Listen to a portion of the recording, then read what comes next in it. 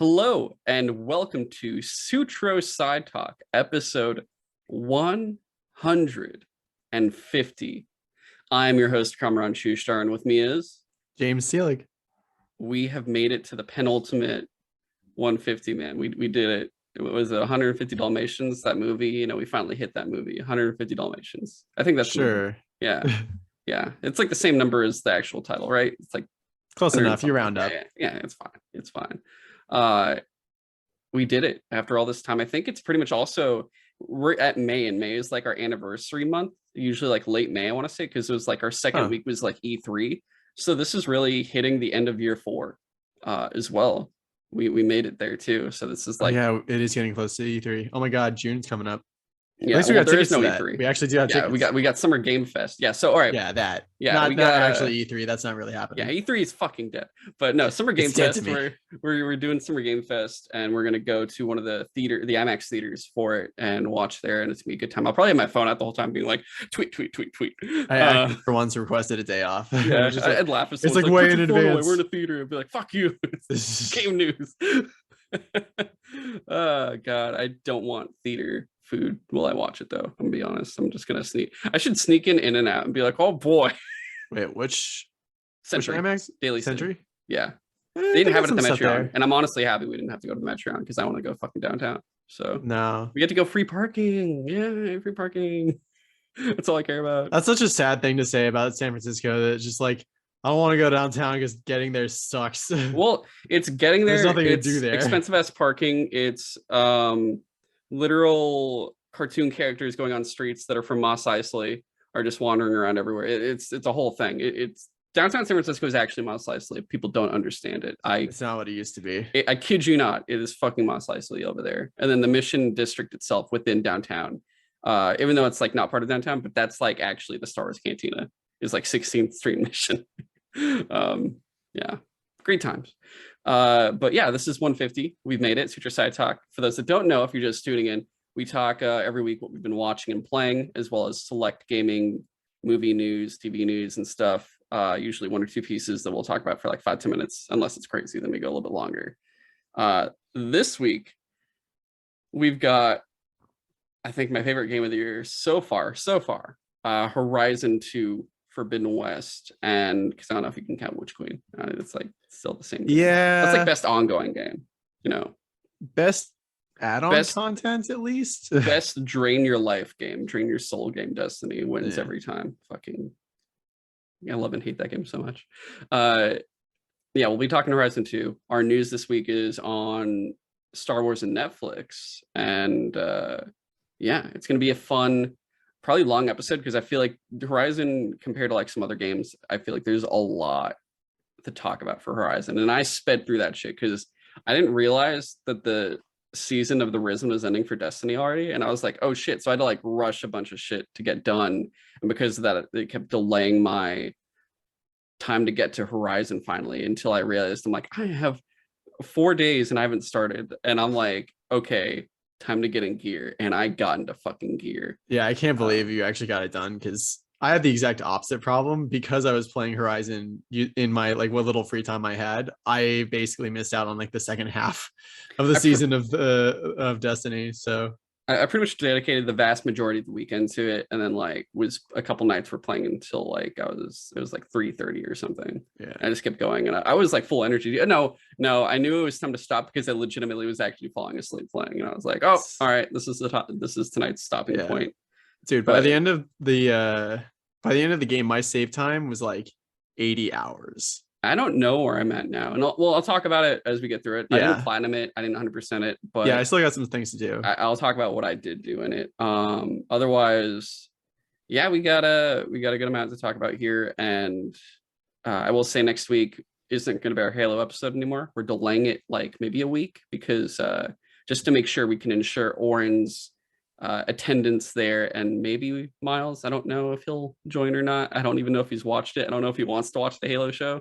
Oh god, I gotta watch that now. You still willing to share your Paramount Plus pass? Yeah, because like I don't I'll get you money for this. You'll have a week and a half, I think, to do it. So I'll give you all the. I actually don't remember the password. I have to ask Brandon what it was. Oh, is it not even your password? It's because Brandon made the profile and then we split it. Oh, We're splitting okay. the account. Huh. I don't remember what the account password was, so I have to figure it out. I'll say it on when I figure it out though. I'll say it on the show so everyone can use it. Yeah. Share But the love and hate for Halo. I could carry it for a while. Share the load. Oh my god. But I'm like low energy. For those that I didn't tell anyone, I guess, here yet. Last night was like I won't go into it, but I had a family emergency. I had to leave the house at like 2 a.m. and I didn't come back home until like 7:30 a.m. So I like slept from like 7:30 to like 2:30 or something like that. And no, I slept until like 8:30 to like 2:30 or something. And I've only been awake for a few hours, but I still feel exhausted. And otherwise, I need to pick me up. And I got this here. I've been saving it for such an occasion. This Godzilla blue raspberry energy drink. It's called Reawaken Energy Drink. And I got it from FYE. And it's just a fucking Godzilla themed energy drink. I couldn't believe they made this. So this is going to be my fuel for this episode. I'm And surprised it's not called like Nuke or something. like atomic energy. I feel like that would have been a good one. Yeah, atomic energy. Let's see how this tastes really fast. Well, hopefully like raspberry. That's what it says. Yeah, it hella does. Actually, that's pretty good. I'm good. It tastes, yeah, I'm good with this. And unlike, I guess, other blue raspberry things, it won't turn my tongue blue because that's usually what I associate blue raspberry with is blue tongue normally. Okay. Yeah. Yeah. So I guess getting into it now.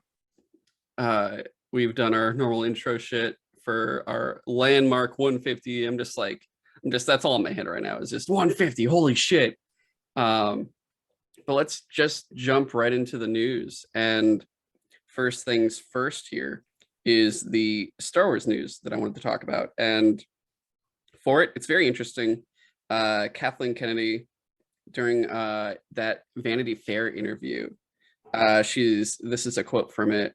I do think a little bit of fun has gone out of making these gigantic movies. The business, the stakes, everything that's been infused in the last 10 years or so. There's a kind of spontaneity. Spontaneity. Yeah, spontaneity. I've never said that before. Spontaneous, yes, but spontaneity, I've never heard. All right. Read some books. Shut up. My illiteracy has been noted. Thank you. And a good time that we have to be careful to preserve. We all recognized, every single one of us, that this is a new chapter for the company and that we needed to all work together to create the architecture for where we were going. And this is more about the fact that they've changed their format for Star Wars from kind of like trilogies and annual or biannual movies to more consistent or more consistent, persistent stories via Disney Plus with all these like limited series and series that have multiple seasons. Obi-Wan's coming out literally this week. Yeah, it comes out in like what, 3 days? So something like that. I literally forgot about it. I see what they're talking about, where you're getting a lot more out of these Disney Plus shows because one, they're longer. There's more depth to throw in there. It's easier to get through everything. You're not easier to flesh out a story and characters. Very much so. And I'm happy that I've gotten. I know we were going to get a Boba Fett movie. I am happy, I guess, that. Well, actually, no. Compared to the show, maybe a Boba Fett movie would have been more entertaining, depending on what they were going to do in those 2 hours. It could have been maybe more action packed. I'm not sure. I'm not complaining about the show, but in that sense, there's definitely a lot of that show that was not focused on Boba Fett. That's just like, man, this could have been like maybe a 2-hour movie. Mandalorian 2.5, yeah. And whereas Mandalorian, perfect for this format. Obi-Wan is probably going to be great for this format. We have so much other shit. I don't know if you've seen that Vanity Fair picture where it has Mandalorian, Obi-Wan, Ahsoka, and Cassian Andor on the cover. It has all 4 characters or all 4 actors and actresses. No, I don't think I saw that. Oh, it's pretty cool. Yeah, it's got Diego Luna, it's got Ewan McGregor, Rosario Dawson, Pedro Pascal. They're all in their full outfits there.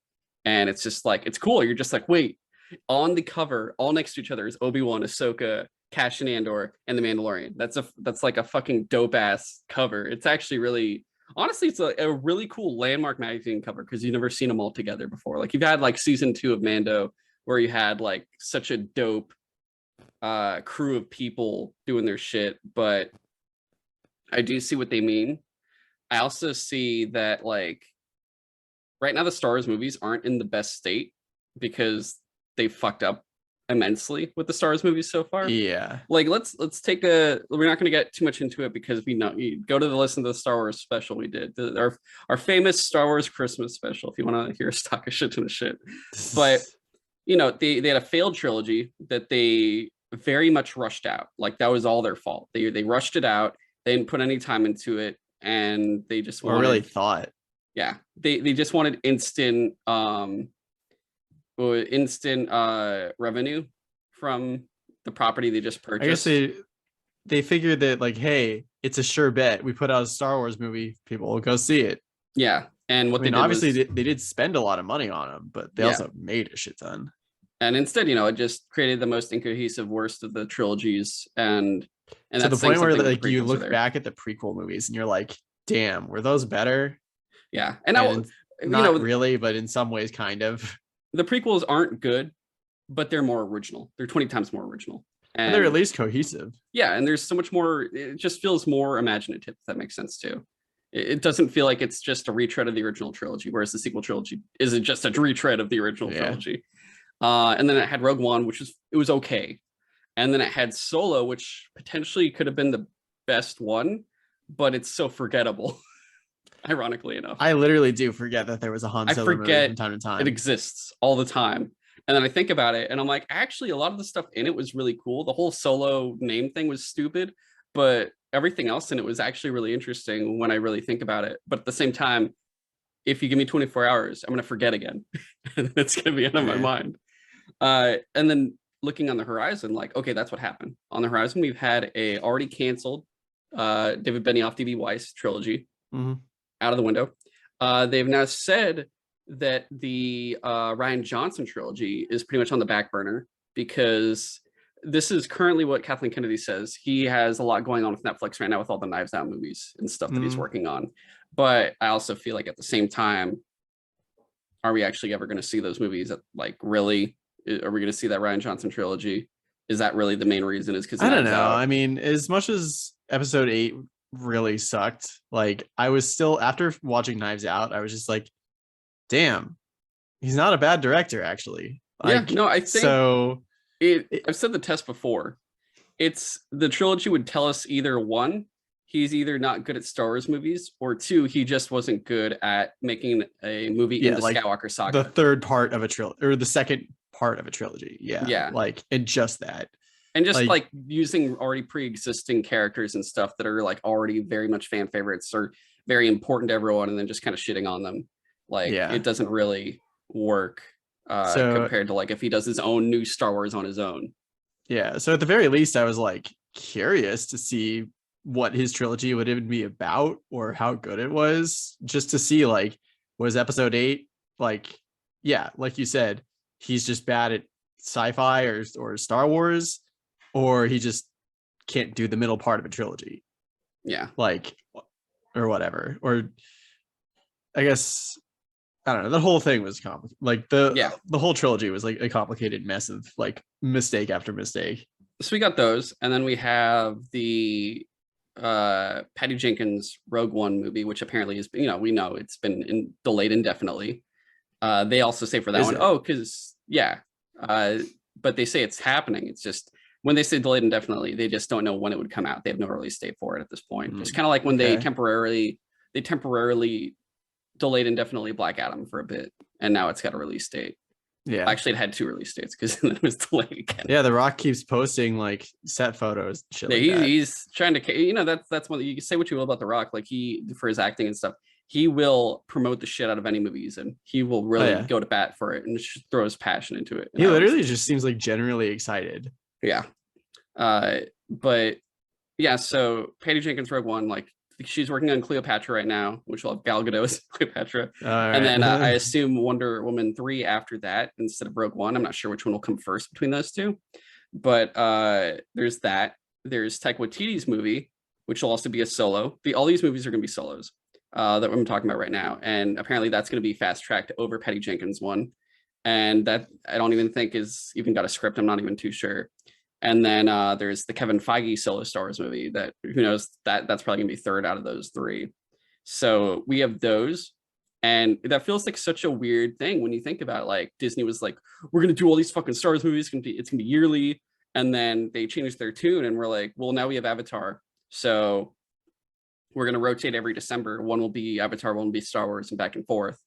And at this point, we have these three potential Star Wars movies that are not even, you just know the title of one. It's Rogue One. It'll be about pilots. That's it. The other two is Taika Waititi's doing it. Kevin Feige's doing it.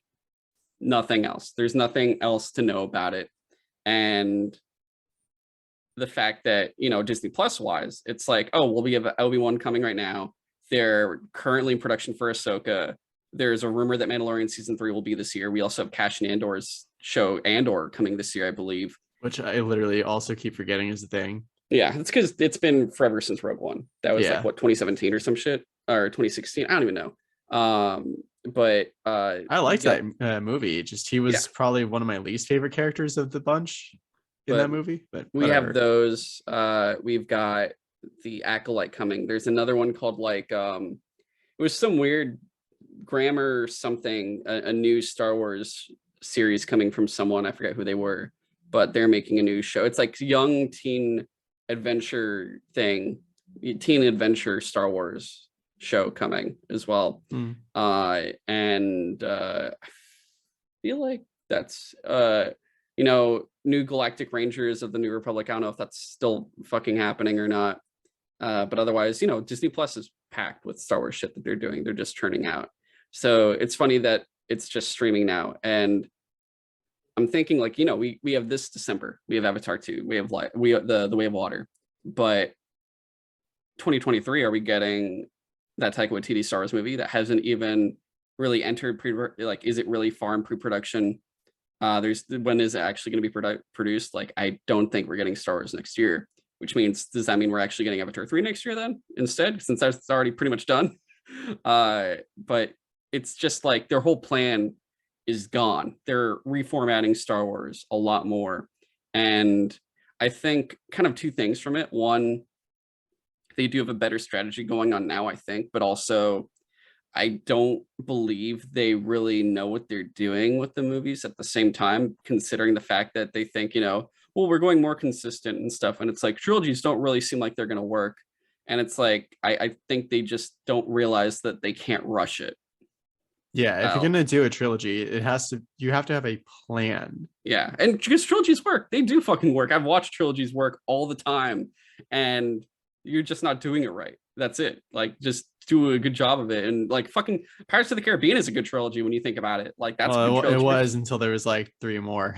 Yeah, no, but that's what I'm saying. It's a good trilogy, the first 3, and I'm not talking about the shit after that. No, yeah, I haven't watched those movies yet. Actually, I can't talk shit. Dude, Lord of the Rings. Lord of the Rings and Avatar are two things in common. They filmed everything back to back. So that's why they're going to be good. They're all made cohesively. They were all planned out. They took their time to pre-produce everything where it already worked out. And then they go, now we could just knock it all out because everything's already fixed up. Whereas for Star Wars, get this movie out. What about the second one that's literally connected to this? We haven't done it yet.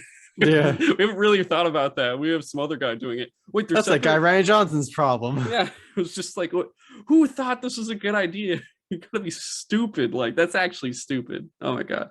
But they had a third director lined up for the third movie until there's Colin Trevorrow, the Jurassic World director. Oh, his story actually did seem better than what we got for 9, because it had cool Sith daggers and other Sith shit, and I don't think it had Palpatine. It had it had another Sith Lord they were going to bring in, a completely different Sith Lord, and it sounded actually more interesting. But that's also because I vaguely remember these plans. It's it's a concept. A concept could look really cool, and then they do it in shit. But at least in terms of originality, it sounded much more interesting. So that's what I think for that. But that's Star Wars news. Moving on to other news of streaming, Netflix. So this is kind of crazy. There's, I guess, two things to talk about here. One was Netflix lays off 150 employees due to their budget cuts right now. Because, James, you've seen this too, I'm pretty sure. The subscription count has gone down. The stocks have gone down. Their revenue is going down because they were like, we're going to do two things. We've increased the price again, which I can understand if you increase the price. It's like, production for things. If you have a lot of things going on, it makes sense, maybe, especially they're putting games in now, which okay. I haven't even tried to attempt to look at the games. I have no interest currently at the moment, but they also want to crack down on account sharing, which they want to kind of, what was it? They want to do single household accounts. So if you're not in that household, you can't get access to that account, which means, like, let's say for me, my family's account is my sister's, my mom. I think even my niece has her own account, just because it's like all the kids stuff. So it doesn't go into my her mom, my sister's stuff. Like, they keep it separate. So there's like 5 different accounts on there. And, one sister and my niece are in New York, the other's in LA. And I'm like here in San Francisco and shit. And limit to one household. That means now we would have to potentially have 3 separate accounts paying separately and all that shit. And that sounds fucking stupid. Like, the whole thing is like, they know right now with everything else, they're losing revenue. And to fix revenue, they go, let's crack down on account sharing, which will then decrease revenue. So in order, they want to increase revenue by decreasing revenue. Does that make sense? Well, I get in their mind, they're like, well, if we can get those other 2 parts of the family get their own, and that's the thing. They're on paper, I get what they're trying to do, but realistically, they're just gonna piss off a bunch of people and be like, well, fine, I don't fucking need Netflix anyway. There's like a bunch of other shit. Exactly. Now we're at a point now where before Netflix was the only thing, and then originally they had good shit, and like, they had honestly, movie rentals. They killed Blockbuster, and now they're doing a fucking Blockbuster show. So stupid. Dude. Other than Tiger King, I cannot think of the last thing that I watched that was like exclusive to Netflix. Like, I'll still. Well, there's the animated stuff. There's been the occasional anime, which is another problem. Well, Squid Games. Oh, right, Squid Game. Yeah, there's actually a good amount of, there's the occasional good shit. Yeah, it's just so rare. It's usually, I would say, it's 1 out of 5. One out of 4, 1 out of 5 things they throw on there is good, and then the rest is just kind of schlock that you're like, whatever, not for me. But besides this layoff of like 150 people, which they're like, sorry, we're, it's getting harder. And it's like, I bet also it's one of those classic business things where, the CEO makes a fuck ton of money and they're like, we could lower our own pay and keep all these people on, or we could just cut everybody. And so they do the cut everybody thing. But this wasn't the first thing they did following all this shit. They had a bunch of cancellations of some animated series that were coming to Netflix, and kind of going through, they had Bone, which was a Roald Dahl adaptation. They had Toil, Lauren Foss Toil in Trouble was also canceled. And it's funny because like there's a couple others I think that were also canceled, whereas also like what was it? Boss Baby is still there. They're still making Boss Baby the series, whereas like these other ones that are like adaptations of like Roald Dahl books and other shit, they're like, oh, we can't do this, but they're like, yo, let's get the next season of Boss Baby out. And I think I see what they're doing. They are only canceling things that they may have bought. So they recently bought the rights to all the Roald Dahl stuff, which includes like the Willy Wonka shit and whatever.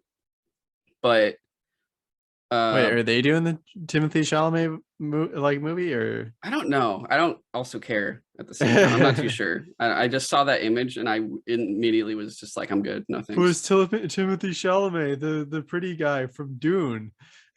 Yeah, I honestly don't know if I even like that. Like, I don't even know if I like his acting, honestly. It's very bland, to be honest. But I think it's just that movie. I think he's just. I know I watched French Dispatch, and he was kind of the least interesting Oh, character in the right. whole movie. I've missed that movie. I gotta watch that. Yeah, he was literally the least interesting character. But the things that don't seem like they're going to get cut are all the partnerships. So they have a very heavy partnership with DreamWorks, where you see all the, like the How to Train Your Dragon stuff. They have, I think, Trolls. Boss Baby is also DreamWorks. So they have all these other ones that are still going because they have the partnership with DreamWorks, and they want the DreamWorks properties because they know, oh, big movie in theater, people want more of it. Come to Netflix for the show. And How to Train Your Dragon show was actually really fucking good. The Race to the Edge stuff. And otherwise, they have other partnerships like a Jurassic World Camp Cretaceous, which is actually fucking good. And they have now all these. I forgot they also had Godzilla Singular Point. They have all these anime connections now. They're like, to the point JoJo's on there. Comey Can't Communicate's on there. I have to watch Comey on Netflix because it's not on Crunchyroll. Yeah, exclusively. It's crazy. They also have game properties now. Like Castlevania was a success. They're doing Far Cry shit. They're doing Blood Dragon. They're doing Splinter Cell, I think, at a certain point. So they have like partners with Ubisoft. They have partners with other ones too. There's like a shit ton. I think aren't they doing Fallout and BioShock 2? I forget actually who's doing those. That I wouldn't know. Oh no, Fallout's HBO maybe. I don't remember anymore. There's so many fucking interesting. There's so many video game adaptations that I don't remember who's where at this point. I think they said Twisted Metal's at Peacock now, and I got really confused. Like, I am not excited for that. Who's gonna watch it there? Who's gonna? No one. Unless you have Comcast, because you get Peacock free with Comcast. That's like the only way. I'm not gonna fucking pay money for Peacock unless I want to go on a fucking Universal Monster binge or some shit for like a month. Because that's all I can't believe Peacock is a thing, and they called it Peacock. Well, yeah, it's NBC Universal. I get it. It's just fucking stupid. I know. I would have called it Pisscock personally, but that's just me. I'm sure it would have gotten a completely different audience. Look, yes, I'm here for Pisscock. Who are you? God. I'm sure it's a great deal. Actually, go to pisscock.com and see if that website exists. I'm not going to do it, but one of you go do it. I'm sure someone has bought that domain. Yeah. So looking at it, James, let's say you move and you had a shared Netflix account with your family. And considering the fact that, HBO Max and Disney Plus have really moved up, like HBO Max has a shit ton of shit. It's probably, in terms of just like a vast array of shit, personally, I think it's the best one because it has everything that would normally be on the HBO channel for movies that they get on there. So you're not only getting all these movies that are going in and out, you have all of the Ghibli shit, you have all the Turner Classic Movie shit of all the old stuff, including like Criterion stuff. You have all the DC stuff and all the stuff that's normally on the HBO channel of series, from like Game of Thrones, I'm sure House of the Dragon, which I'm not fucking watching, fuck that, and other stuff. But they have all that. And then Disney Plus, you're like, oh, literally everything Disney, Pixar, Star Wars, Marvel, National Geographics, you have all of that shit there, both animated, live action. So they're vast, massive things. And considering the fact that Disney literally, their current marketing plan is stay relevant, stay in people's minds 24/7, whether it's showing trailers, showing shows, keeping everyone's attention to them at all times. Like, dude, like they just for Disney Plus, they had like beginning of the year, Boba Fett, and then like a few weeks later, Moon Knight, and now Moon Knight's done. They're doing Obi-Wan. Well, that's the thing too. They're going Obi-Wan's coming. Also, right after that, look, all this Marvel stuff. Oh, look, a trailer for She-Hulk. Like all that stuff back to back. Where they're Thor: Love and Thunder coming soon. They're making sure you're completely like, what's happening right now, and then you're looking forward to what's coming right after, and you're looking forward to what's coming after that even. So you're completely like kind of transfixed on it, to the point I was at my comic book store last Friday, and I remember two people talking about Miss Marvel and the Marvels movie and the show, and I almost put it in. And I had to hold myself going, don't do it, don't go in, and be like, actually, wow, did you know? So it's like a whole thing there. But for Netflix, like, besides the fact that there's your Disney Plus and HBO Max, you're kind of knowing for sure there's going to be something. there's so much stuff to look forward to that there's not even necessarily something specific, because there's going to be always something good to go. Whereas now for Netflix, it's feeling like, oh, is there going to be anything good right now? Like there's no specific thing I'm really looking like. It's going to be something very specific. There's no universal, oh, I'm looking forward to all these things coming because I know for sure there'll be something. It's actually more like now, well, we got Stranger Things, which I guess I'm not as hyped as I used to be, because I'm just kind of, I don't know, I'm getting not exhausted, but it just lost the hype train for me after season 2. I'm sure I'll get excited, but like there's that eventual video game adaptations. There's all the anime stuff I'm looking forward to still, but otherwise, like there's not too much that like really grasps me. Like I did make it did influence me a bit when they started saying all this stuff, and I thought about it, because I'm like, oh, if Netflix does go to shit and they try to charge you extra and also make it so now you have to buy your own account, I started watching more stuff on my Netflix queue, because now I'm like, I want to drain it up. I want to be on there. I want Netflix for me to be something where I am like, oh, I have nothing to watch, because everything I did want to watch on there, I have watched. So if the time comes where I do need to drop it, I won't feel bad, because I'm like, well, if I want to, I can wait like a few, like 6 months, and then have it for 1 month and knock out everything that happened in that 6 months, in that 1 month, and then be done with it, and then unsubscribe again. If like that's kind of my strategy going forward for it, if they do kind of go through with all this stuff. Would you stick with Netflix if you're on your own for it? At this point, I don't know, because they've raised the prices so many times over the years that it's just like doesn't really feel worth it anymore. Because yeah, like other than like a handful of things that I have to watch on Netflix, there's not really much keeping me there. Like I guess it's kind of same with Hulu, but if I wanted to, I could just bundle Hulu in with like my Disney Plus subscription, because now they have the ad-free version of Hulu option. So For Disney Plus combo? yeah. Oh, nice. Okay. Yeah, they did that at some point. I'm still doing the account. I have Disney Plus. I think my mom does Netflix and my sister does Hulu, so we just cross share with each other. Yeah, but yeah, interesting.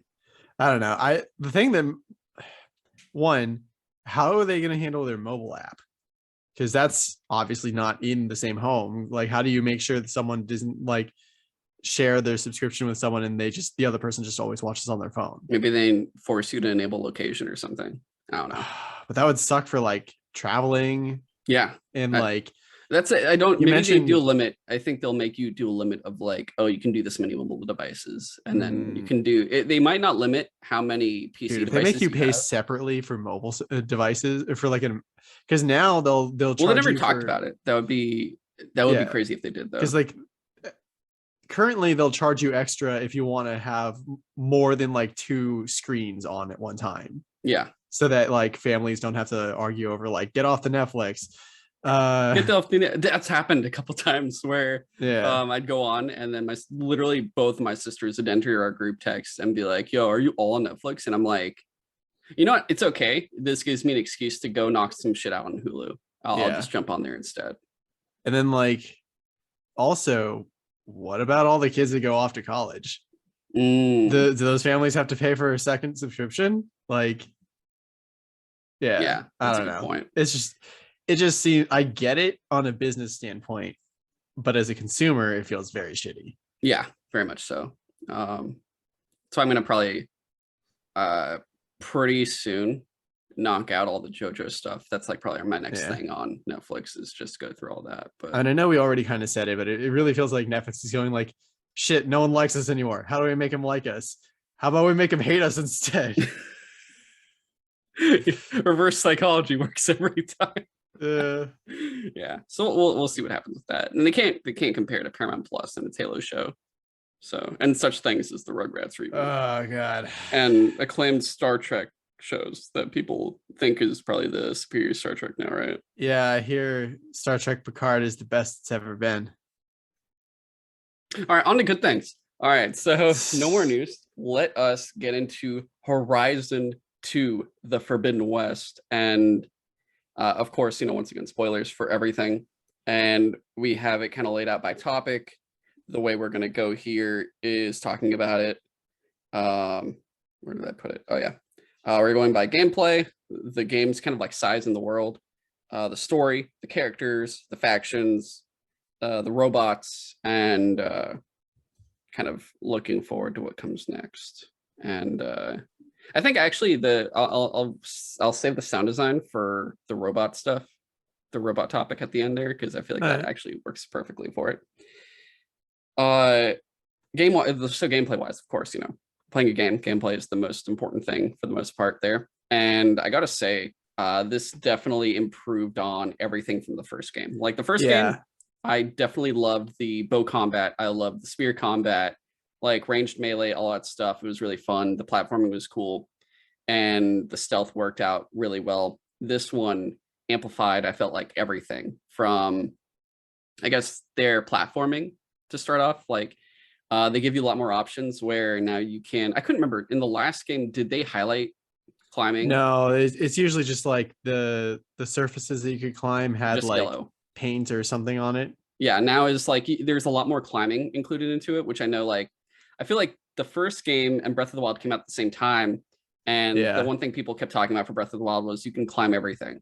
And in this one, it's not the case still, but there's a lot more. Like you could look at a bunch of rocks, and some of them it'll be like you kind of use your holy shit, why did I just forget the name of it? Focus. Yeah, use your focus, and you could scan and see like, oh, you can climb this rock and stuff, and you just start going up. And they also now have a new tool called the grapple, and you just like hit X a couple times, and you instead like kind of shoot like basically the Batman grapple hook up, and you just like rope yourself up there so much faster.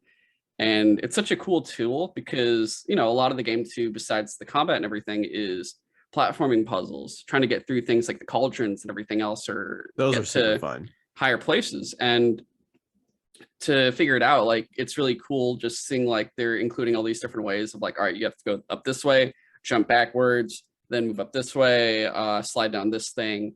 And I've really enjoyed doing it. Like it's not what would you call it, repetitive or annoying. Like it's actually fun doing all of it. Yeah, I mean, it's not as like versatile as the Halo grapple hook, which literally let you grapple onto like anything, but like it definitely was like a cool addition to platforming, and like kind of broke up the repetition of just like jumping from place to place, I guess, because like platforming was fine in the first game, but there was nothing really anything special about it. And I still wouldn't say that the platforming in Horizon 2 is like some of the best platforming I've ever done, but it's definitely an improvement over the first thing. It just feels like everything about this game, and maybe it's just because like the first game was so amazing from like at the time it came out, that it's saying that this game is like it's just like the first game but improved in every way.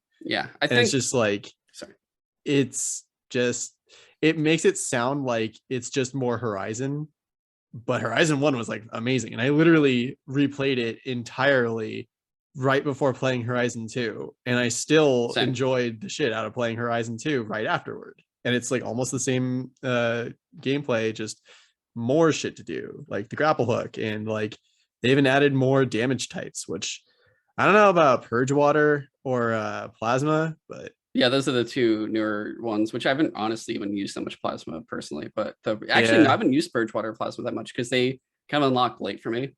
It's weird because like other than Purge Water traps, like I found very few weapons that actually like use Purge Water as like a element. Yeah, I'm still, well, I'll get to it soon, but one other thing for it too is when I like looking at this game, I can tell you right now, it's not like a newly innovative game that does groundbreaking new things. Like, there's games that are groundbreaking. Like I would feel like I would say God of War is groundbreaking. And Red Dead Redemption is groundbreaking, things like that. But Hellblade Senua's Sacrifice is groundbreaking. They do something that's new, that's innovative, and it really brings something to life, whether it is filling a world or whatever. But Horizon 2 takes things that are already great and just vastly improves them to where it feels like a superior version of not even just the first game, but that type of game. It feels like it's like, oh, this is state of the art compared to most others, just due to time, but also it feels like they've really honed what was great about that first game, that genre style, and just improved it in every possible way to make it the best it could be, or close to the best it could be at that even point. melee combat was like, that was definitely vastly improved from the first game. Because I guess talking more about, besides just the platforming, but the skill trees.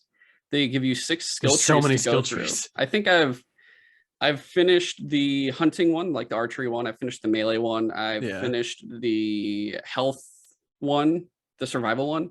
And right now I'm working on the infiltrator stealth one currently. Yeah. I think my only complaint about the skill trees thing is just there are definitely, and I guess it depends on how you really like to play, but there's definitely, for me, some of the skill trees were more useful than the others. I haven't touched traps at all. That's the thing. Like, I did not touch traps or Machine Master until like really late, because I was like, I never override anything. I mostly just shoot things with my bows and stuff, like whatever. But the problem was there would be like weapon abilities and shit within those skill trees, and I'm like, well, I want those, but I don't want to spend points to get to those points. Like, so that, and I don't really know how you would fix that. It's just, but well, it was just annoying. It's really, you're having to choose what you want to do, which I did at a certain point. I would say there's nothing they really can do about that besides giving you choice, considering, you know, it's a tree. Yeah. And for me, what I would do, so I was going through hunting. I was leveling up hunting. At a certain point, I kind of stopped and I went, okay, yeah, I know I use the bow more than anything else, and I would appreciate not dying as fast in certain aspects in certain areas, because there are points when I would just actually get got, which I'll actually talk about right after this. But they, I want to say I got like 2/3 through the hunting tree, and then I finally stopped, and I had like a shit ton of points. I had a good amount of points, and instead of using them in the hunting tree, I just kind of looked and I'm like, actually, if I get the first 3 of melee, the first 3 of health, and like the first couple of the stealth one, that might actually help me out a bit more than actually just still going down this archery tree. So I kind of spread it out more for a little bit, and I'll only do like some of them just to get parts of the first like tiers of each of those trees done, and then I went back to hunting and we finished it up, and then I would go through melee and then survival, now infiltrator, which after infiltrator I will do machine master, and then trapping for sure, because I do want to complete all 6. I do plan on completing all 6, and I hope it's doable. I'm not too sure actually, but I think also the ones I did choose first, and I'm sure you did too, more or less, those ones seem like they take the most points also, whereas like you look at trapping, it looks like it's the smallest one yeah, that was the other thing. It was weird that some of the trees were much longer than others. I mean, it just kind of shows the usefulness too. I think they knew that too, and they just gave you the option, and it's just kind of your choice where, you know, you can focus on one while still in the background kind of updating the others more, I guess conservatively, but still updating them so you are getting those boosts you want. You're more focused like, oh, let me just get that second tier big attack for archery, and then let me just get through like the first half of the first tier for the others, and then go back to archery and do a little bit more.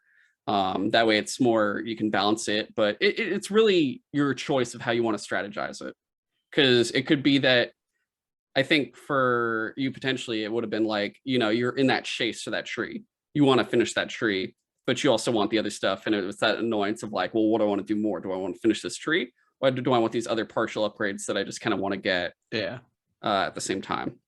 Which I will say, at least in the combat, one thing that always does kind of annoy me, I only have like I have like 3 complaints in this game, which actually one was just platforming. I think one time in one instance where I'm climbing those, like in the cauldron, there's like the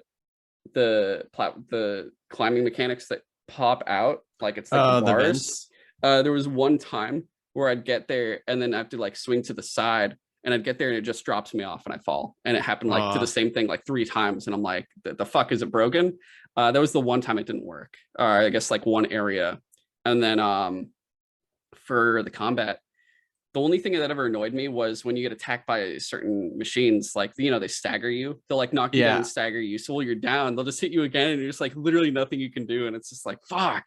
That definitely got really frustrating when you get like put into a stun like animation over and over again, and you're just like, get up, Aloy, just get the fuck up.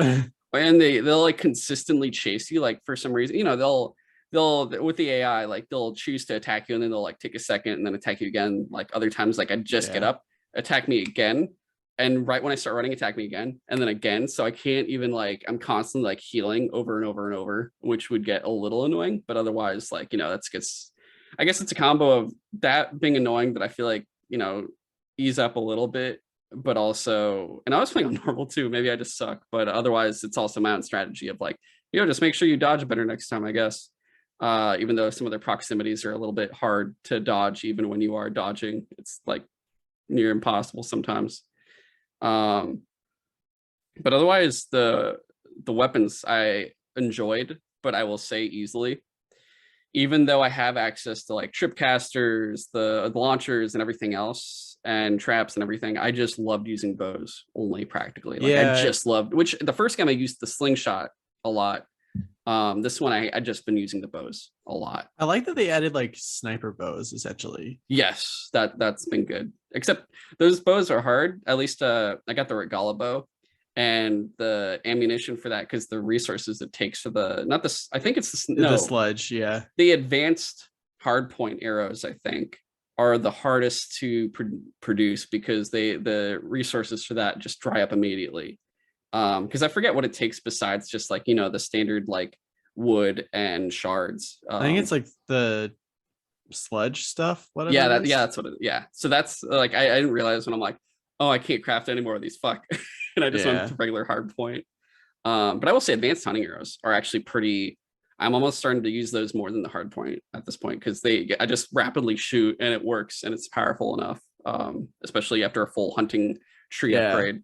I kind of liked the warrior bow. Like I didn't like it in the beginning, but I got one eventually that had like a bunch of different damage types on it, and it was really good for just like building up whatever that status effect was, because you could fire them so quickly. Yeah. I also liked the like rapid fire gun kind of thing, except that you had to reload it and it constantly, especially if you tried to swap damage types real quick, it took so long to use. I liked the spike launchers because you're basically just throwing explosive or it's whatever, kind of like a like discus. javelins. It's almost like a discus throw. Yeah, well, no, and then there's the disc launcher. That's what I'm thinking of. Yeah, okay. And like those, I wanted to like that so bad because I thought it was such a cool idea. I kept missing. That's the thing. Like I was like, fuck. It has this thing where if you can, because the charge time takes a while too.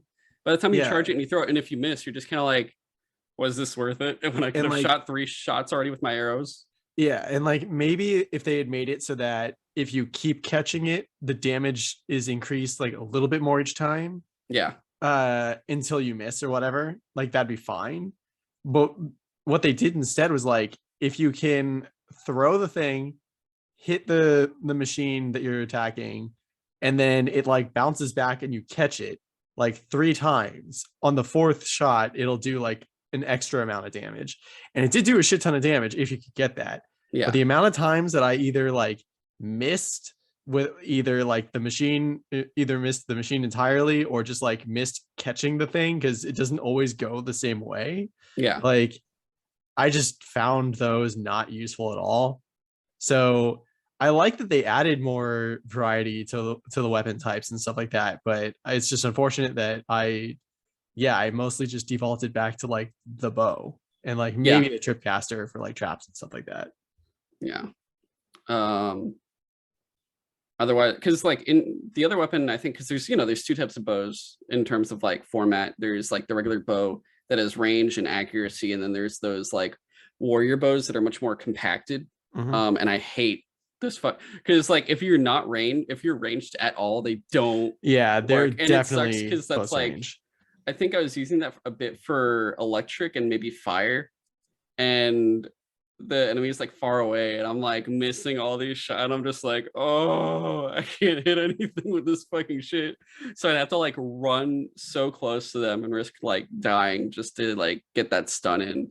And once I got the options for the longbow, I'm just like, okay, I'm like hunting bow over warrior bow any day. Like that's not even a question for sure. I just don't like that one at all. otherwise, like looking at the spear combat, I really do like that they give you all these combos that you can do, like the fact that you can do like kind of the build up where if you hit an enemy enough times, all of a sudden you'll get the blue glow, and then you just hit them with the bow, and it like kind of stuns them, but also does like an extra damage increase from doing the special combinations. And I've really enjoyed, like it does make it so, you know, at certain enemies, I think the spear works in both games where, you know, if it's a smaller enemy, you just do the charged like heavy attack just to knock them down and do a quick like critical hit and kills them pretty much instantaneously for the most part. And in this one, because you have these combos though that really line up better, there were slightly bigger enemies that I would do more melee to instead of just running the fuck away to get ranged again. Except for, you know, I'm not gonna do that with like a thunder jaw. Just run up to a thunder jaw, I'm gonna get you with the spear and then just die. I will say, like in terms of the arrows, I definitely used like, I kind of specifically would use 3. Hard point, regular hunting arrows, and then the I forget what they're called, but the armor breaking arrows, the ones that would like detach. Tearing arrows. I expect, because those I always use specifically with thunder jaws. What's the elephant one? The mammoth?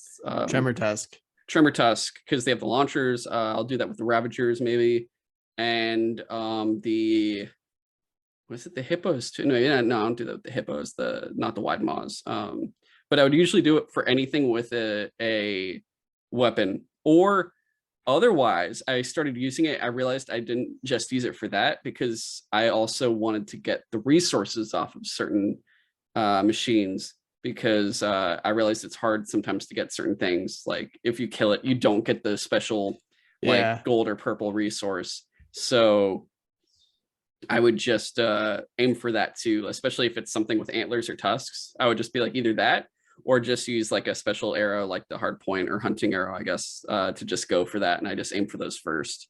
I do actually also love the fact that with your focus now, besides highlighting the enemy, you can highlight a specific part to go for, and it highlights that part too. That was really nice. That's really useful.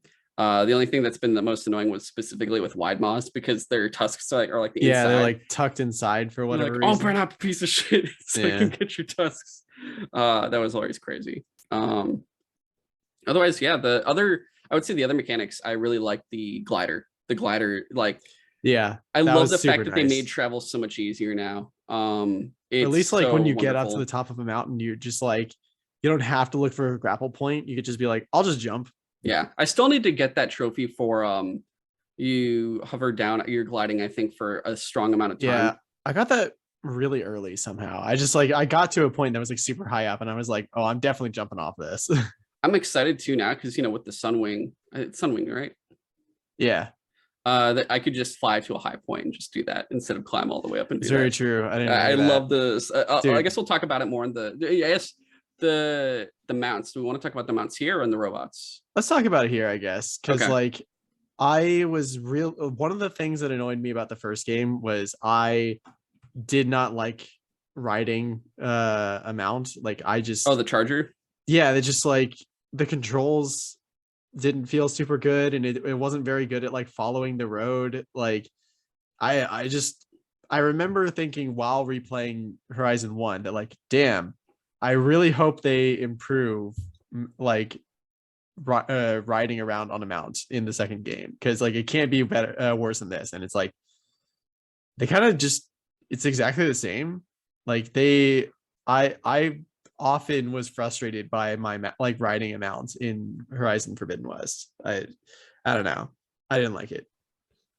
So I actually really liked mounts in this one. I didn't like how some of them would just die pretty much fast if there was an enemy around. That was also really annoying. They were a lot weaker than their wild counterparts. I tried mounted combat a few times, and it never worked for me. I realized the one thing I didn't like was I realized the repair. It takes so much. It takes so much that I'm like, okay, from now on I'm just not repairing anymore. I'd just rather catch another one at this point. I did it once, and when I saw how many shards I lost, I was legitimately just more. I was kind of like I felt defeated. I was like, no, my money. Yeah. They've invested wrong. It's like having when your pet's sick and you're just like, I spent all of this money on my pet, and I'm just like, God damn. I mean, at least it was cool that there was more options for mounts than well, yeah, that's what I wanted to just get to. charger. I thought riding a bristleback was pretty cool, but Bristleback was useful though, because not only and they also found you shit too. They would produce, they would be producing, and then it was supposed to be like hunting for truffles, yeah, and they would just let the thing go and you get your metal shards out of it. And the best part was you just stop at a settlement, leave it right outside, and that's the best part. Like, don't fast travel to a settlement. You go to like the nearest campfire near it, get to it on your bristleback, leave your bristleback outside, go and do all the shit you need to do, come out. There's like 6 pods waiting for you to open with all the shards, and you're like, oh cool, all right, I just made like 20 shards. Like, it's not much, but it's like cool. It's free shards just for doing shit and having your car wait outside. Yeah, I just hated that, like, the Claw Strider I wanted to like, but they're so much slower than everything else. I haven't ridden it. I just got the override for it. It's like, it's cool that they'll fight for you, but it's literally so much slower than the Charger. I was like, oh, why would I ever have are those the 3? How many did you get the mount trophy yet, or no? Yeah, is it the land mounts, just those 3? Is it the Charger, the bristleback, and I think it's just those. Okay. And then for flying though, the Sunwing is amazing. Yeah, the controls on that are actually surprisingly good. It's so much fun. It gets you everywhere fast, and I love it. I'm like, oh my god, this is like, the minute it died once on me, and I legitimately let myself die. I was like, I don't want to go look for a new one. I'm just gonna let myself die, because it was right before a save point, so I'm just like, I'd rather die, have the Sunwing, than I got shot down by stalkers. It literally, the stalker shot me down and it died like instantly from the stalker lasers. I was like, are you fucking kidding me? Damn. But dude, I also love that, like, one, it'll pick you up. It'll pick you up, or you can like, grapple hella it fast. And yeah, if it's just hovering like overhead because you jumped off of it or whatever, you can grapple onto it, and it's so satisfying. Satisfaction is amazing. I think the what's even cooler is if you're like gliding down somewhere and you call it, it'll grab you straight out of the air. Yeah, that's super cool. The Sunwing and the bow are now 2. Well, the thing is that the haptic feedback, I guess, kind of moving into that a little bit, is really good. Like, I've really enjoyed the fact that when you draw your bow, you feel the really pressure cool on it, and it feels good because it's one of those things. And when you let go, it like flicks back at your finger like a bowstring, like snapping back. And it's one of those things where something PlayStation started, for me at least, maybe I never noticed before, but I think it's something that they did that I started really noticing, of like, I feel a feeling using something in a game where it actually feels good, not just like in the game, but like you feel it outside of the game and it feels good to you. And that started with it started in 2018. The Leviathan axe and Spider-Man swinging are 2 things where mechanically in and outside of the game felt amazing. And I'm like, this is actually the best feeling of a game I've ever had. Dude, especially with Miles Morales, and I guess the remastered version, where like as you're swinging, like they'll put more tension on the triggers, and as you get like past the bottom part of the arc, the tension releases, because it's like that's how gravity would work. And I was just like, fuck, that's so cool. Honestly, haptic feedback this is now my favorite controller by far, because of the haptic feedback. I love the fact that there's more innovation within the controller itself, and I hope more games do it. But like, now honestly, joining the axe and the swinging, I feel like is the bow.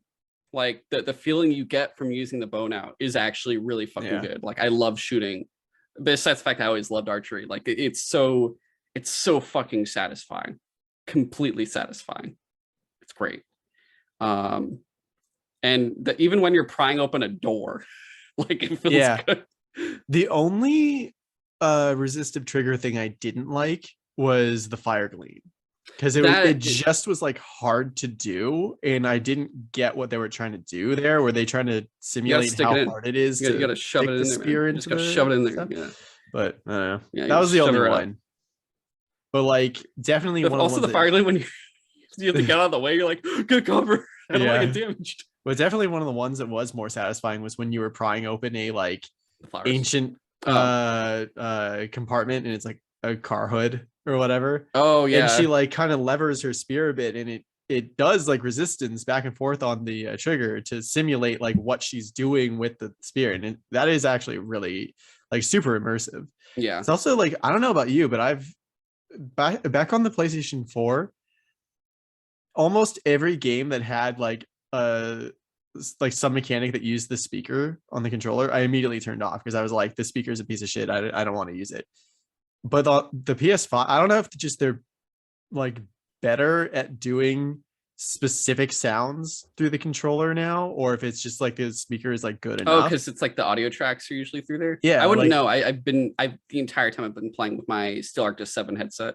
yeah, no, that's probably the best way to do it for sure. But I've noticed that I actually, not only am I not bothered by them doing some of the sounds through the speaker, but like the sounds that they do use are all like things that would be literally right next to Aloy, or like, so it's like the sound of her focus turning on, or the sound of like, the bowstring pulling back and stuff like that. And it's like having that like depth to the audio of the game, of having some of the sounds like right where you are physically, just like kind of pulls you in more. It's It interesting. makes sense, honestly, and because it does feel it too, at least with the headset and everything else. I will say too, it is one thing I really, because I've had my headset for years now. I don't even, I think I had it when I was still in LA. Like I've had this thing for I don't even know how long, but the God, it's probably like 4 or 5 years old at this point. Um, Knowing the Tempest audio, and I don't have it with this headset. I either want to get a PlayStation headset or one of the other headsets that do have Tempest audio. And Yeah. it's funny because I'm gonna platinum and beat this game before I would get that, because I'm probably gonna wait for my birthday for that. I might just get it for myself or something, but I can't make too many purchases at this moment. The I do want to. I'm almost tempted to go back just so I can hear what it sounds like with the Tempest, because it just the 3D audio just sounds so interesting. Like I mean, I haven't heard it, but the idea of it sounds so fucking good, and the fact It that I already is enjoy the sound, I can imagine it's that much better. it is like super immersive. Like, I mean, the first game I really got a taste for it was Returnal. Mhm. And it's just like, for this game, just all the sounds around you are so immersive. Like, just walking through a town is like a different experience, because it's like, it feels like it's all around you. Sounds really fucking awesome. Yeah. Otherwise, I'm trying to think. Is there any other gameplay stuff? Or are we good to move on? I guess the only other thing is just like, one of the other things they tried to add to combat was like the Valor surges. Oh And yeah, they kind of, I didn't use them all that often. I didn't find them super like your necessary, special or attacks. I only used them if it was something absolutely necessary, because it does take time to rebuild that bar. yeah. Yeah. I do the one. I haven't really tried any of them out, honestly. I've just been doing the one where it's 5 shots with increased damage. Yeah, power shots. Yeah. Yeah, that's the one I use. Yeah. And then I would hate it if it's a stupid robot that would like, it's the part I'm aiming at is like one of the ones that stick out and they just slightly move, so I miss one of those 5 shots and I'm like, Mm. you piece of shit. Yeah. So even in slow motion, I'm just like, but but otherwise, moving on to the next portion of it. So this is what I've been actually wanting to talk about too, is the game size and the world itself, of like activities, everything you can do in the game, how long it takes and everything else. And for me, what I've gotten through is the main story. I've gotten through almost all of the side missions. I'm not sure. I have maybe 1 to 3 left. At least right now, I just have 1 left on my thing, but I don't know if I'm missing some in any places. So there might be Yeah. a few more. I have multiple errands left. I've done all the tall necks. I'm down on to the last 2 cauldrons, and that's the next thing I'm doing, is the last 2 cauldrons, because I just want to get all the overrides in and see which ones I have to uncorrupt. But otherwise, like, I have to do like the hunting lodges. I've done like 2 hunting lodges or hunting challenges. I still have to do, like, besides the first one, all the melee, the pit fighting and everything else. So there's a lot to do still. And I gotta say, I'm looking forward to all of it. There's nothing I'm dreading doing. I like the game size here is, it takes a lot of hours, but I'm looking at it being less than 100. It's not going to take 100 hours to do all of this. And the fact that I've gotten through as much as I did in the time that I did makes me feel really good. To the fact that like I did all the main shit I wanted to get done, but there's so much more to do. And I'm excited to do every single thing on the map, which is hard for me to say for most things now in this era of like nonstop open world games that just don't seem to ever stop coming, to the point where, like, I've said it multiple times before in other episodes, but Ubisoft and their games like that is kind of like example A of like, I'm exhausted. And I always go back to it. My primary example of what not to do is Assassin's Creed Odyssey, where I actually dreaded a lot of the missions because I was like, fuck, it's still not over. This is so long. This is so tedious. There's so much shit to do. I have to buy fucking resources with actual money if I want to upgrade my goddamn ship, or like do countless amounts of quests that don't even have any relevance to story. And what I really loved about all the side missions in this was they all had a story. None of them were something stupid. Like it was like, oh shit, yo, there was a flood here. We need help. We've like lost all these people. Can you help us find them? And each one's talking about like, oh, you know, I did this. And oh, the reason like this person's so worried about me is because this thing happened. And you're like, oh shit, that makes sense. But everything in that world feels like it has a purpose.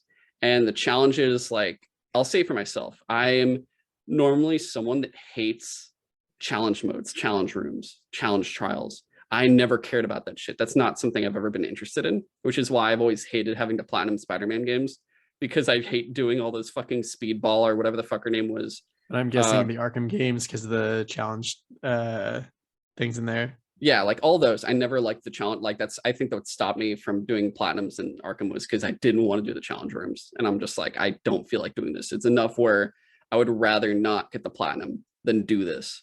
And Horizon is one of the few things, because it's so innovative. It's not just like go in, fight, or do thing.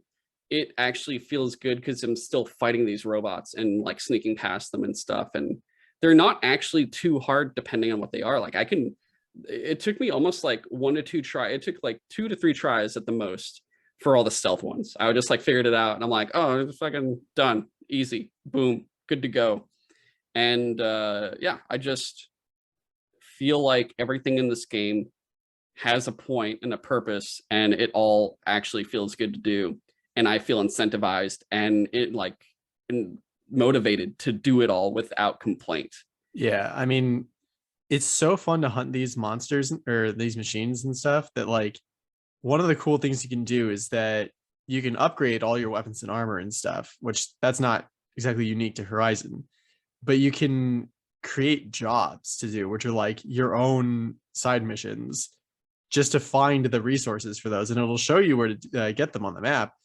And so I literally am just like, you know what? I put 80 hours into this game. I still have some question marks on the map that I want to go to. And like, you know what? I might actually spend the time to literally just upgrade the things that I use most that I like never got around to doing, because it's just fun to hunt these things. And it's just cool that you could basically make your own objectives in this game. I do want to like, one thing I do want to do, like I did like, I'm trying to buy every single outfit and weapon available at the stores. I'll do that, which, because I'm not going to upgrade them all, but I just want to get them all. And because there's like no limit. And once I do have everything, because that's what I want to do. I want to have everything and then go through it and go, this is the outfit I'm going to fully upgrade. These are the weapons I'm going to fully upgrade. And just those ones that I use, I'm going to go in and fully upgrade all of that stuff, which I think I'm going to do after the cauldrons. I'm just going to do all the hunting and melee stuff, just because I know those unlock weapons and armor too. So that way I have all of that specific shit good to go. And then once I have all of the stuff I want fully upgraded and everything else, that's when I'm going to go and do everything else in the world that I'm missing, even the side missions, errands, all that shit. And one other thing about it too is the fact that like they did it in the last game, but the upgrades to like pouches and ammunition and stuff like that when you're hunting actual animals, not robots. I'm not as annoyed this time doing it. It does feel like there's a much more populated amount of them, so it's not as hard. Like I could just keep shooting like everywhere and I'm like, cool, all right. I don't feel as annoyed having to hunt all these animals this time. I just wish they didn't make the sound of the fox dying so horrid. I actually hate doing that. But luckily I finished with the fox, so I don't have to kill any more foxes. Now I have to kill fucking rabbits and prairie dogs. I do find it really funny that like the first time I saw a peccary, I was like, oh shit, it's a peccary. Kill it. Yeah. I love that. Your first instance when they show you a new animal, you go, oh, a new animal, and you fucking murder it. You're like, I need to fucking kill this thing. I got to the desert and I'm like, oh, horned lizard. I need some of those. It's literally what I kept doing. God, I also love when you're on your mount and you just hear ah, and then you look and you're like, oh, I killed something. You'll just go back and be like, ooh, free stuff. Yeah, you're like, ooh, I need this. I would go back every single time to get it. It was always worth it every time. I loved it. So would you say though the size of the game is very much adequate and just at least think it's honestly, it might even be bigger than it needs to be. Like the world is huge, and like, dude, when I first loaded into the game, I was just like and like looked at the map, I was just like, oh my god, it just keeps going. Dude, that's what I was afraid of when I first started, because I'm like, the deadline, so I'm like, oh no, and I get like all these missions done, I'm like, I must be reaching the end of the map, and I look and it's like this much more, and I'm like, are you kidding me?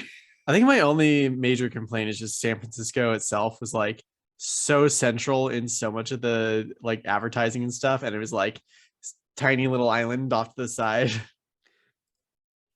Yeah, I'm not too annoyed. I will say, well, I guess we'll get to it when we get to the factions, because I think honestly the factions kind of go with the world itself of like the terrains and the shit that you do there is super cool. I'll give it that. But I'll save it for that, because I feel like each different biosphere had each faction had their own biosphere, and I think we'll get to that in a little bit. But anything else? Even the Tenakth had like multiple places. Yeah. But I guess in time investment, do you feel like it's a good investment of time? Do you feel like it's taking too much time? So far, on the one hand, I'm very happy. Like I will say right now, I'm very happy with the amount of time I put in, and I have no issue putting in the amount of time it's going to take to get everything done. Like I actually feel fine. I'm like, this is a good investment compared to Assassin's Creed Odyssey once again, where I actually was like, you stole my fucking time, you sons of bitches. Yeah. Like on the one hand, 80 hours is like a lot to put into a game nowadays, and I think it's actually more than I spent in the first game. Yeah. But we literally both just said we both still want to play more. Yeah. So clearly, like I did not regret spending that much time in that game, and like it's, I think, absolutely worth your time. Nothing felt like a chore to do. It was just fun. Yeah. Or just like this, all the story bits were interesting, and like I can't think of a side quest that I wasn't like, oh, this person again or whatever. Yeah, very much so. Moving on to the story. I gotta say, this story felt so much more alive than the previous one. I think it's because, I guess including in the story is the dialogue. One of my biggest complaints of the first game was like the facial animations for the dialogue and the dialogue itself, because the dialogue animations for every conversation are so detailed, so much detail, and you actually feel like even all these random minor characters, like they have full, like you feel the emotion there, and you're like, for the most part, and you're like, oh, this is really good, and each one is a different voice, a different personality, and they all come to life. Like I just did one yesterday where I forget, one of the Sky Clan guys, it was like the climbing mission where the brother went up to like get the flower at the top of the mountain. Oh, yeah. And one of the guys down there, he was wearing women's armor, and he's like, yeah, people, made fun of me for wearing women's armor, but I don't care. And it's like, I got what they were trying to do there. But the way his voice was very just nonchalant, and no one else in the game had a voice or personality like that. And I'm like, yeah, everything feels fucking unique. And I loved it. I was surprised because, like, in other games, you play Skyrim, dude, and it's all the same guy. It feels like in Skyrim. Even like the marshal that you meet in the beginning of the game that like dies, Fashav, like they really trick you. You're like, oh, Fashav's he did. Yeah, and it's like you meet him so briefly, but he makes such an impression that like every time I found one of his like journal entries in like a new like Tenakth settlement I got to, I was just like, oh shit, I get to learn more about Fashav, and it's just like, damn, I'm actually sad that he's dead, because like he is such a cool character, and he's just like a small teeny tiny bit in the beginning of the game. It makes you sad too, because he's literally he was a person of, when you look at the politics of that world, in that world, the politics in that world and the potential for growth and prosperity, he was literally the key to it all. And then he just dies, and you're like, oh my god, like actual like alliances, culture swapping, every like all of this potential progression of the societies was literally halted by this one man's death, which is insane. Yeah. When you really think about it in the game, and you're like, fuck, that guy kind of sucks actually. But like, yeah, everything comes to life. Everything feels really good. Like I said, there's no stiff dialogue anymore. The animations like aren't a major sense of like urgency Yeah. in your mission, because like you Each get to one. go around the world and see like shit's bad. Yeah. Like you need to fix things fast. You do feel the world being threatened, and each one is usually because of that, but it's a different thing. It's like, oh, well, there's so many different sub functions that are out there, and each one has a specific function, and you see all of the issues of each one. It's like, oh, the weather has caused our water to be gone, or the robots that Fascist is making is fucking killing us here, or the red or like shit in the river and stuff like that. or the blight plants that are like eating up the Utaru like fields. Like, and they're the land gods and shit. Like each thing feels dire to them, and you're just like, you're giving them temporary solutions while also doing the overall main thing of trying to fix them by capturing the sub functions. What's also super cool is that throughout the game, like you notice that you actually do see that you're making an impact on the world. Yeah. Like when you take out whatever the sub function that like govern plant life and stuff. Demeter. There's less red growth everywhere. Yeah, like the red plants go away, and like that stops being a problem for you, and you get to see Plainsong come back. Like you go to like Chainscrape in the beginning, you like kind of get rid of that like shitty boss and give like the people put the people back to work because they wanted to be at work, and that guy was just being like a money grubbing asshole. Like you see that town change for the better. Yeah. Like, and there used to be like storms going on all over the place, and then like you take care of again, I forget which one is the one, Aether, and the storms go away, and like there's a lot less. Yeah, it's super cool. Yeah, it's been really cool seeing all that happen, and through it, I guess like the certain missions really stick out. Like I think because there's the three main functions you get, which is Aether, Poseidon, and Demeter, and each one kind of does something different. Where Aether, you have to do all the shit for the Tanakh because of Hikaru, and Hikaru is one of the coolest new characters. Yeah, and you see that whole Tanakh like their whole culture, which we'll talk about in a bit, but like it's really cool with that. You have Poseidon, which I think out of the three, Poseidon was my favorite because you go to Vegas. I think so too, yeah. And I really did love the personality. Those three characters. The Ostrom fuck with me all the time. I look at the Ostrom, I'm like, yeah, the dwarves, and I'm like, no, they're Ostrom. They're not. They're still people. They're not a different race of being. They're still just human. I don't know which one is my favorite. It might be Stemmer. Just the word narrator. Yeah, he's like, oh, blah blah blah. He has like, Aloy's like, stop, just stop. Please. Yeah, he just has such an interesting way of speaking, and he like literally basically narrates everything because he's like, that's what I do. It's my job. I think like because that's where you feel like that. I was trying to say multiple times, but we just kept stemming away from it. But when you look at the first game, and besides the stiff dialogue, but the facial animations, like I always complain the shit out about that, why I liked the Frozen Wilds. Is because they fixed it in an expansion. It wasn't even a different game.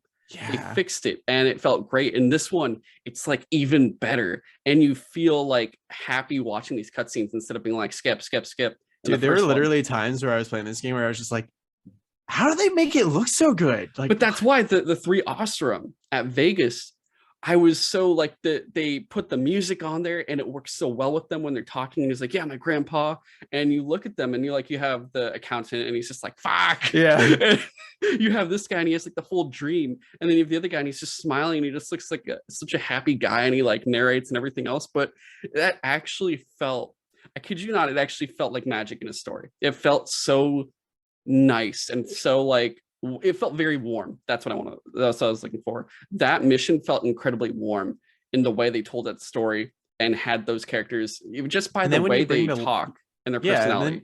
And then when you bring the lights back to Vegas and he's just like, this is exactly how my grandfather like described it to me, or what he hoped to see. And I was just like, that hit me. That hit me Yeah, good. it was so fucking, and like, you know, at the end you see Aaron there too, and he's just like, oh my fucking god, like in the end credits stuff. And it's just so, they do such a good job with making it feel, they make that world feel alive. It's not just like you're running through and they're like, bah. It's like, you better watch yourself, and here in Skyrim you'll go to Aaron Yeah. to the town and shit. And here you're just like, every character feels alive, and every single time you do something, depending on the town, they'll be like, hey, you're the champion, you beat, like you defended Hikaru, oh, you fucking flew on the Sunwing, like I know Yeah. you.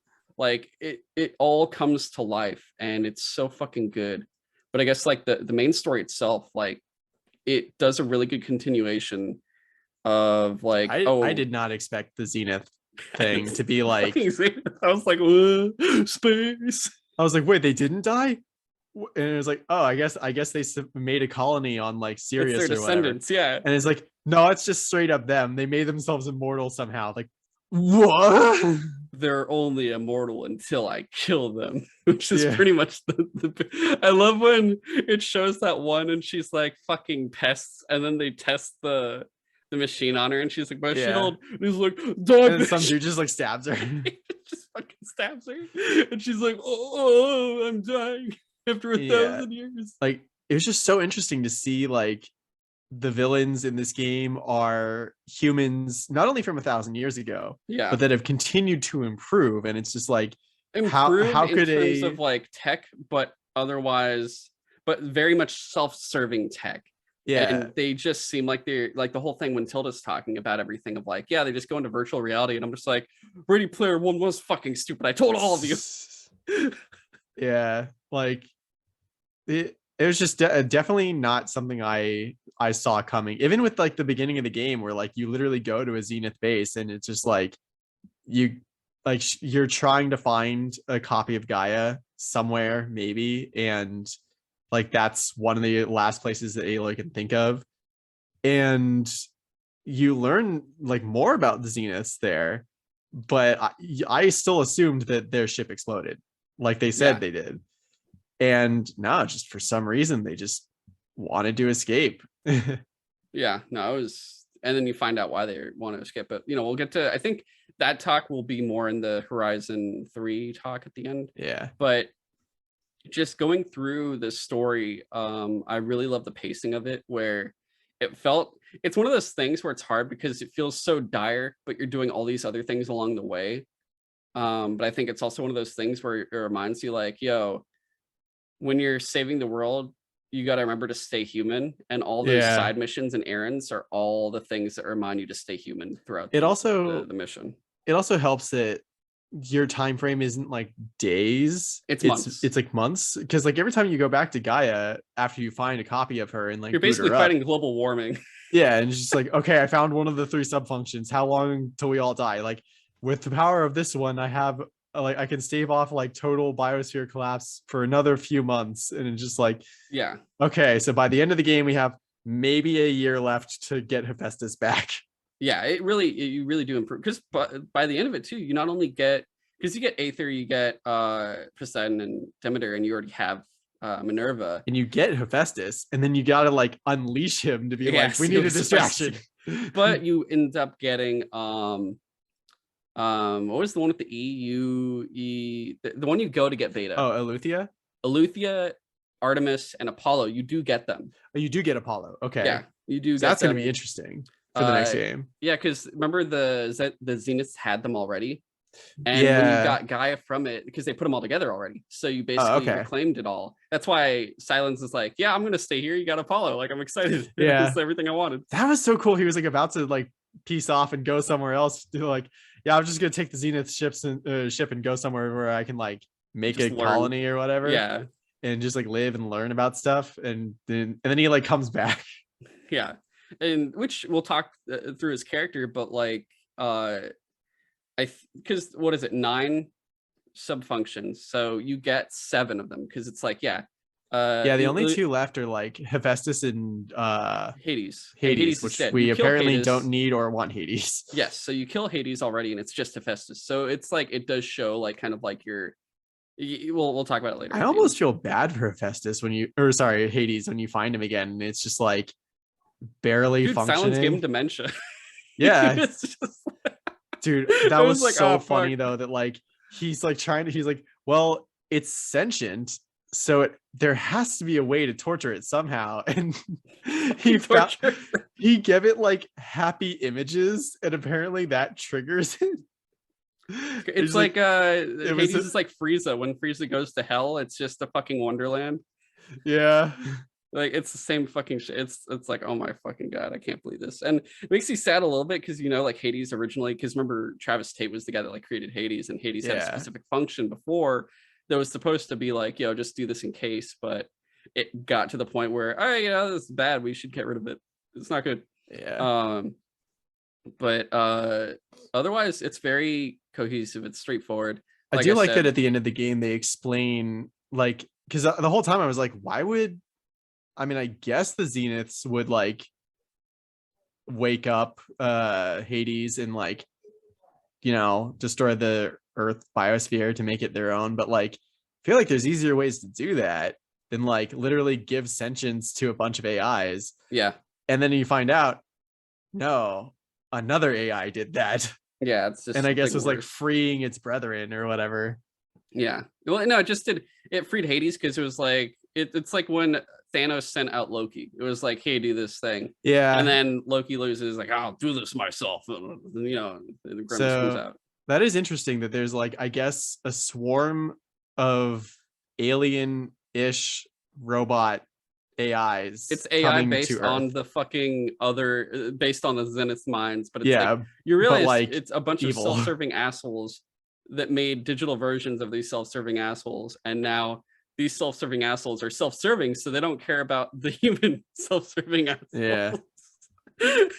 So it's like, so that's gonna be super interesting for the third one. Yeah, it's gonna be very interesting. Like I said, we'll get to it, but anything else for the story itself? Like the plot of it really worked, of like, hey, the world's ending, all these global catastrophes, like all these environmental catastrophes are occurring, and we need all the subfunctions to get it. Along the way, Aloy finds like all these other characters through it.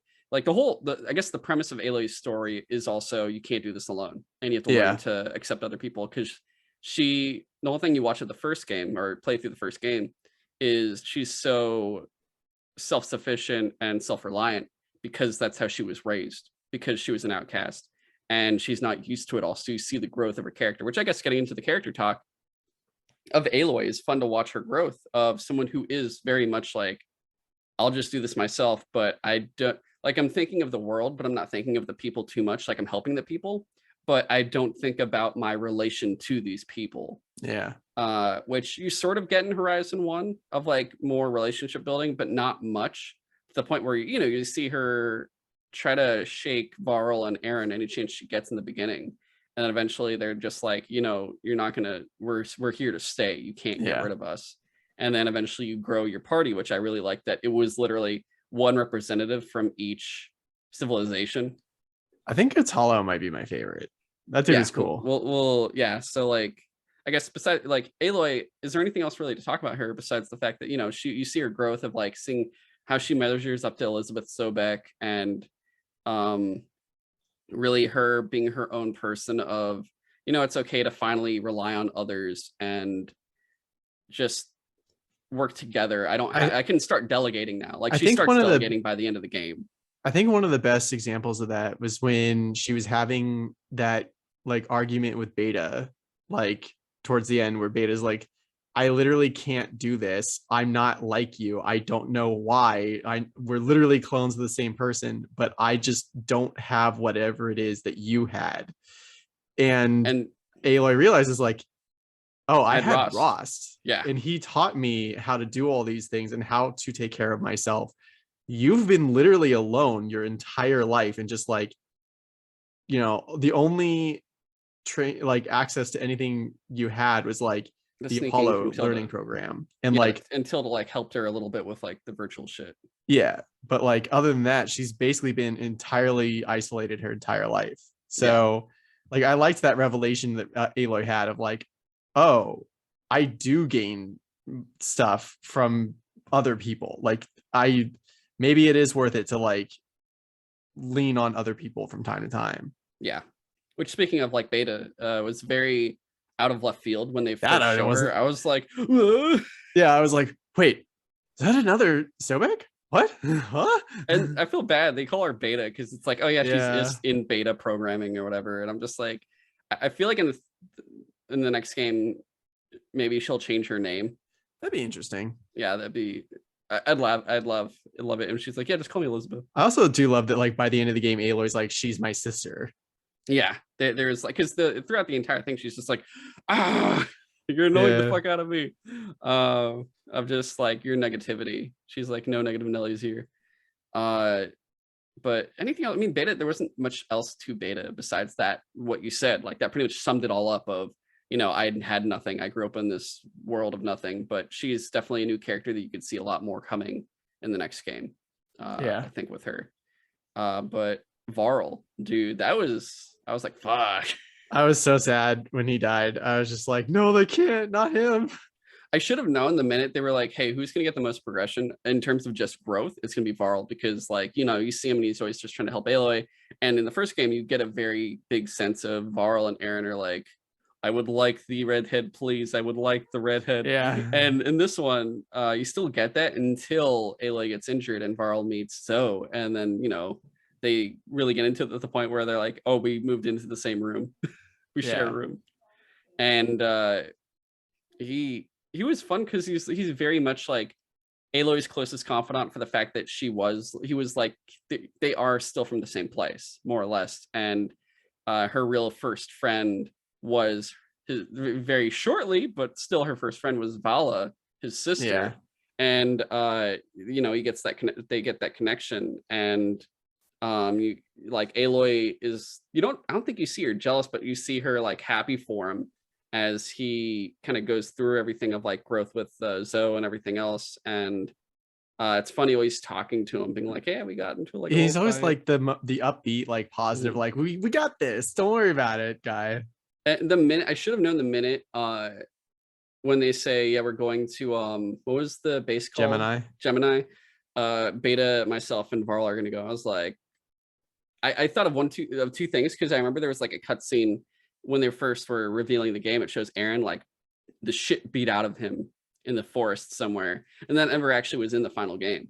Yeah, I was about to say, I don't remember that. I think there might be one more Aaron mission. That might be it. But because I think there's a mission with Aaron I didn't do because I think it has to do with all the bandit camps, and I didn't finish those. Oh, I need to finish those too. So okay. I think it reveals something for Aaron.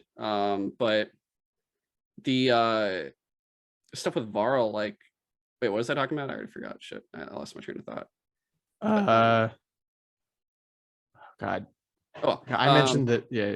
Yeah. So yeah. So Gemini, you see Eric kill him, and you're just like, you knew he didn't stand a chance, but he was just like, I literally have nothing else I can do, so I'm gonna try my best. He's stabbing at him with a spear, and he like literally can't get through his like. By the way, that overshield like effect was super interesting, like how it looked like solid but not solid. Yeah, and I think when we get to the factions, the Zenith talk will be interesting. But yeah, it's sad when he dies, because like someone's got to die. In the first game, it was Rost. Did any other major character besides Rost die in the first game? Major? I can't really think. I don't think so, right? Like no one else really died that was like really important. I mean, the bad guy. Yeah, besides bad guys. Yeah, so in this one, it was Varl. And I feel like in the third one, it's probably more people. But yeah, Varl dies. Aaron is great in it. I love that Aaron loves all the tech. He fucking loves metal. Dude, like music. I'm pretty sure that band was in the first game. Like that, there was like in the flashback shit? Yeah. Wasn't that what Travis Tate was listening to? Or something? I might have been. I vaguely remember there being like some data pads you find where someone's like talking about their band, and it was like that. I'm pretty sure you get to hear one of their songs, and I think it was one of the ones that Aaron was listening to, and I was just like, oh shit, that's hilarious. He found that band. Someone actually appreciates their music. It's great. Yeah, and he's loving it. I love that he breaks his first focus. He was like, these the things are second too one. delicate for my hands. Yeah. They're meant to destroy. Uh, He was great with everything. I think honestly, out of everyone, when you're in your base talking to everyone, I love talking to Aaron the most. yeah, he's pretty fun. I think it's also because you do feel there is, I'm not trying to get into that shit mode, but that you feel like there is something between Aaron and Aloy. Maybe. Since the first game, like, he flirts with her and he's like, yeah. Originally you were this girl and I just wanted more of things, but then I realized I was lucky enough just to get a moment of your time. But the Sun King wants her though.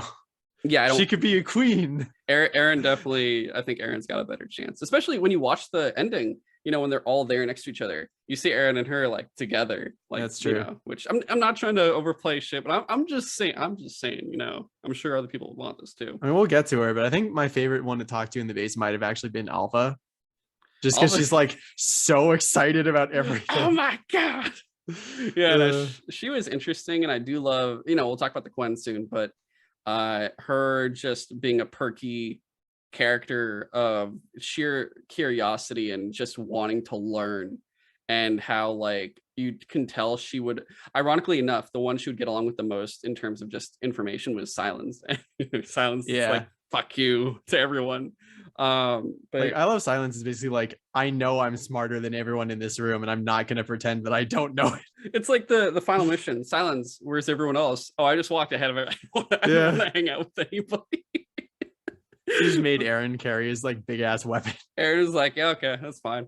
But yeah, no, Alva was great. She I liked her story of like, I have to choose between staying here and learning, but I want to ensure the safety of my sister and my family that I haven't seen because of my job that takes me away from them.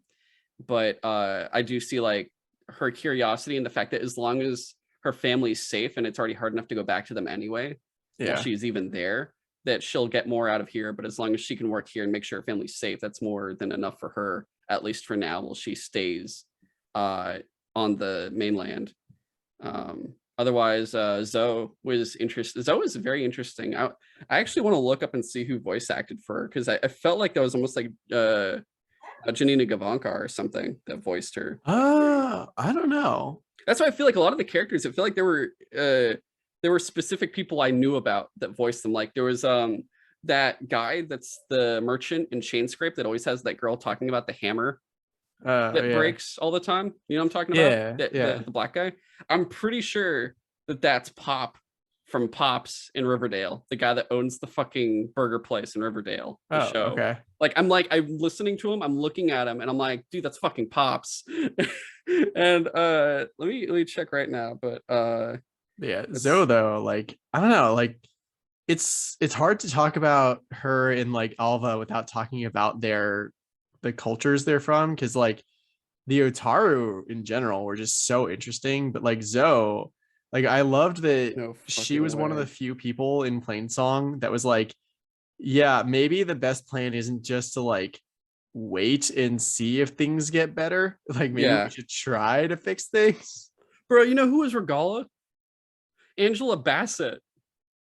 They got Angela Bassett. I can hear that shit now. Yeah. Oh my god. Dude. And then I'm trying to find Zoe. Okay, no, it's Erica Luttrell. So I don't know who that is. She actually looks like Zoe. Okay, that makes she's okay, I don't know who the fuck she is, But yeah, she's in that. Just looking through of like everyone that's in it. God, yeah, all these interesting people, but yeah. It was also just really sad, and I guess sort of happy that like when after Varl dies, Zoe's like, at least he's not totally gone, because she's apparently pregnant. And I was just like, oh, well, at least some part of him lives on. But also that's really sad she didn't get to like tell him though. It's very it's like, oh, I was going to tell you right after that I was pregnant. Also looking at it real fast, Elva was voiced by Allison J. I never watched it, but she's Julia in Shameless. I didn't see that either. Dude, I found the three Ostrom. Matt Reedy, he looks exactly like the narrator that does the performances, and then That makes sense. I thought that guy looked familiar. TJ Thine does the one that's like really into everything. He does the main one, and then Robert Mamana is the he was Sweeney Todd in Andy's Office play. Remember Andy does the Sweeney Todd play in The Office? Vaguely. Robert Mamana, the guy that does the accountant in of those three Ostrom, he's the one that plays Sweeney Todd. So it's just interesting how far near the front I was able to find them and stuff. But yeah, it's great. And you know who played Tilda, right? That was Carrie Ann Moss. Oh yeah, that I knew. Yeah, that was true. I remember seeing it in the lead up of everything. But yeah, so yeah, I saw that in the ads, and I was just like, man, I've been playing this game for a while. Who the fuck is like Carrie Ann Moss in this? And then she shows up, and I was like, oh, that's who it was. Okay. I cracked up because also Zoe was very much like you felt the because you know Horizon's very unique where it does feel like a very matriarchal game, very matriarch heavy game where you know there's a Sun King, but a lot of you know there's a lot of equality in it, but you feel a lot of more female leaders in it too. There's equal or the Nora, like they literally their leaders were like the elder. Everything's mother. Yeah, for the Nora. You know, Ostrom are very much like mother. Shut up. Ostrom are very equal. The Sun King is for the Karja, and then Tanakh is whoever can kill the most. So it is also equal there, but you see a lot of strong female characters in a lot of them. Dude, I love the Tanakh. They're based off of like military? holograms that they found. Hologram that military. Like, yeah, based off of like leaders, military commanders, heroes and shit. Which yeah, that's what we get about the factions. That's why I'm so excited to talk about all this stuff. But like, yeah, Zoe is great because she also you felt that leadership role. She came in even though she was new. She was the most like I guess take charge. Yeah, take charge of everything. Where even though Erin's been there longer, you feel like she talks to. That's the thing. Erin at least understands. Like, yeah, I'm not the brains. Give me a hammer that I could do. Yeah, it's great. And you know his sister was smarter, and it's like if she wasn't dead, he would never have been the captain of like the guard and shit. Yeah. It's so funny in that sense. Otherwise, yeah, there's Katalo. Yeah, Katalo was fantastic. I love that in the beginning he's just like, yo, fuck you. I don't like you. Yeah. I don't deal with you, but I respect you at least for the embassy attack. Yeah, because he's all about like honor and shit. And you see him, I believe in the beginning, you do see him lose his arm. Like you're just like, oh shit. I was actually surprised when he came back. I was like, oh shit, he's alive. Yeah, for you literally can't tell if people survived or not. And it was literally just like some of the like only some of them. It was like him and one other person. Some of the Sky Clan survived. I haven't done the side mission yet, but it's the one where or it's like an errand. You have to go to what was his name? Takote. He banished the squad of Sky Clan that went to the embassy. He sent them off as like oh, go hold down this watchtower that's like way out somewhere. I haven't done it yet, but like they did survive, and that's basically their reward for it. Yeah, Katalo is great because he's so just like strategic. He just cares about the fight, and he's like, I'm gonna die on the battlefield. Kind of reminds me of the Norsemen with like their idea of like die on the battlefield. But I do feel like it's just funny. The way he talks too is so cool. Yeah, and it's interesting because like you know, Alva has this girl. She has like a girlfriend back home, or it's back home, right? She says. Yeah. And then like Varl and Zoe have each other, so you kind of see the way everyone is. They're very close. Like you feel Zoe and Varl are just close in that sense. You see Alva and Aloy kind of like, oh, I've never had like a best friend type person. And let alone someone else who has a focus, and it's just like, wait, your focus can see more than mine. Yeah, and like with Eren and Katalo are just like you feel like a warrior. Like Katalo and Aloy are the most close in warrior sense, and it's great. And like he's like, yo, you're my new squad leader. Like I will follow you to the ends of the earth, practically. And I actually want to ask you, because there's a couple choices in this game. Two of them, the first one. But for the how like there's the clan chief, and then each of the all three regions have a clan leader, like a commander. You have to choose between the desert commanders. I chose the female one. I forget her name. I chose the male. Interesting, because she lied to everyone. I was like, oh, I'm gonna go for him because he does. Except he also seemed like he was lying for other reasons, though. I think like I just couldn't. I didn't feel like I could trust him. he felt more honest to me personally. Weird, But interesting. yeah, I felt like he was more to the people where she was like she would rather hold power and not tell people. Well, I took that as like she was lying to like prevent a panic to try to like I guess make more time to figure out a solution, and but she certain wasn't points, just I like guess it doesn't work out all the time when you do that. for you know? sure, for sure. It wasn't the best plan, but it's just like as a leader, she was like, "This is how I think is the best way to protect my people," because she did Yeah. seem to care about her people, like It for was hard to foremost. choose. Yeah, at first I was like, Yeah, well, I if I gotta literally choose- like I actually had to look up a guide online to be like, does it matter which one I choose? And it was like, Dude, no, there it's was a just guy like that whoever. explains the backgrounds of both characters, and that's why I was like, oh, I'm going with him then. Okay. And then the other choice, did you kill or spare Regala? I spared her. I killed her. Really? Yes. I was actually wondering like how if you kill her, like if you choose to kill her, does she actually like die there? Yeah. Well, Katala kills her. Interesting. Because like Katala stabs her immediately. Oh, yeah. She's like, you need to die. Katala's like, cool. And just like fucking. that's super interesting because you get actually her bow if you kill her. Oh, I didn't know that. It's a sniper / advanced hardpoint bow. Huh. And it's that's like the powerful one, and that's why like I saw that, and I'm like, character dies in cutscene doesn't actually do anything to really. It turned out the one she kills, you don't have to fight if she isn't there, so she literally has no reason to live after. Like there's no point if you don't, because now if you kill her, you get the bow, and also in a sense of morality, like I think if I was younger, I would have spared her, but me now. Or I'm like, dude, you already let her live once and you saw what she did and the way their culture is. Fuck no. No, I definitely wanted to kill her because I was like, she is dangerous. There's no way she's not gonna try. Like if she survives this, there's no way she's not gonna like try again. Yeah. Yeah. So I fucking killed Regala. So like, you need to die. But it's interesting because like I took her with me in the final battle, and she like basically just at some point distracts a bunch of specters and just like dies. They get like dogpile on her and she like straight up dies, and I was like, oh, okay, I guess she still dies because she wanted the difference was she wanted to die in a fight, and that was the thing. It was like her last words were like, this was the death I was promised, come at me, or whatever. And I was just like, oh well, okay, I guess bye. I mean, she was a shit person, but at least she gets like kind of a nice end. Yeah. And then there was pretty much Hikaru. Hikaru is really cool. The way he reveals everything. Like, I saw this cool speech. Yeah, and that's how I learned to unite the tribes. That was the most interesting thing, where he was just like the first Tenakth chief that was like, I want there to be peace, because that's what the ancestors were like trying to seek, and like just the whole idea of like being stronger together than separate.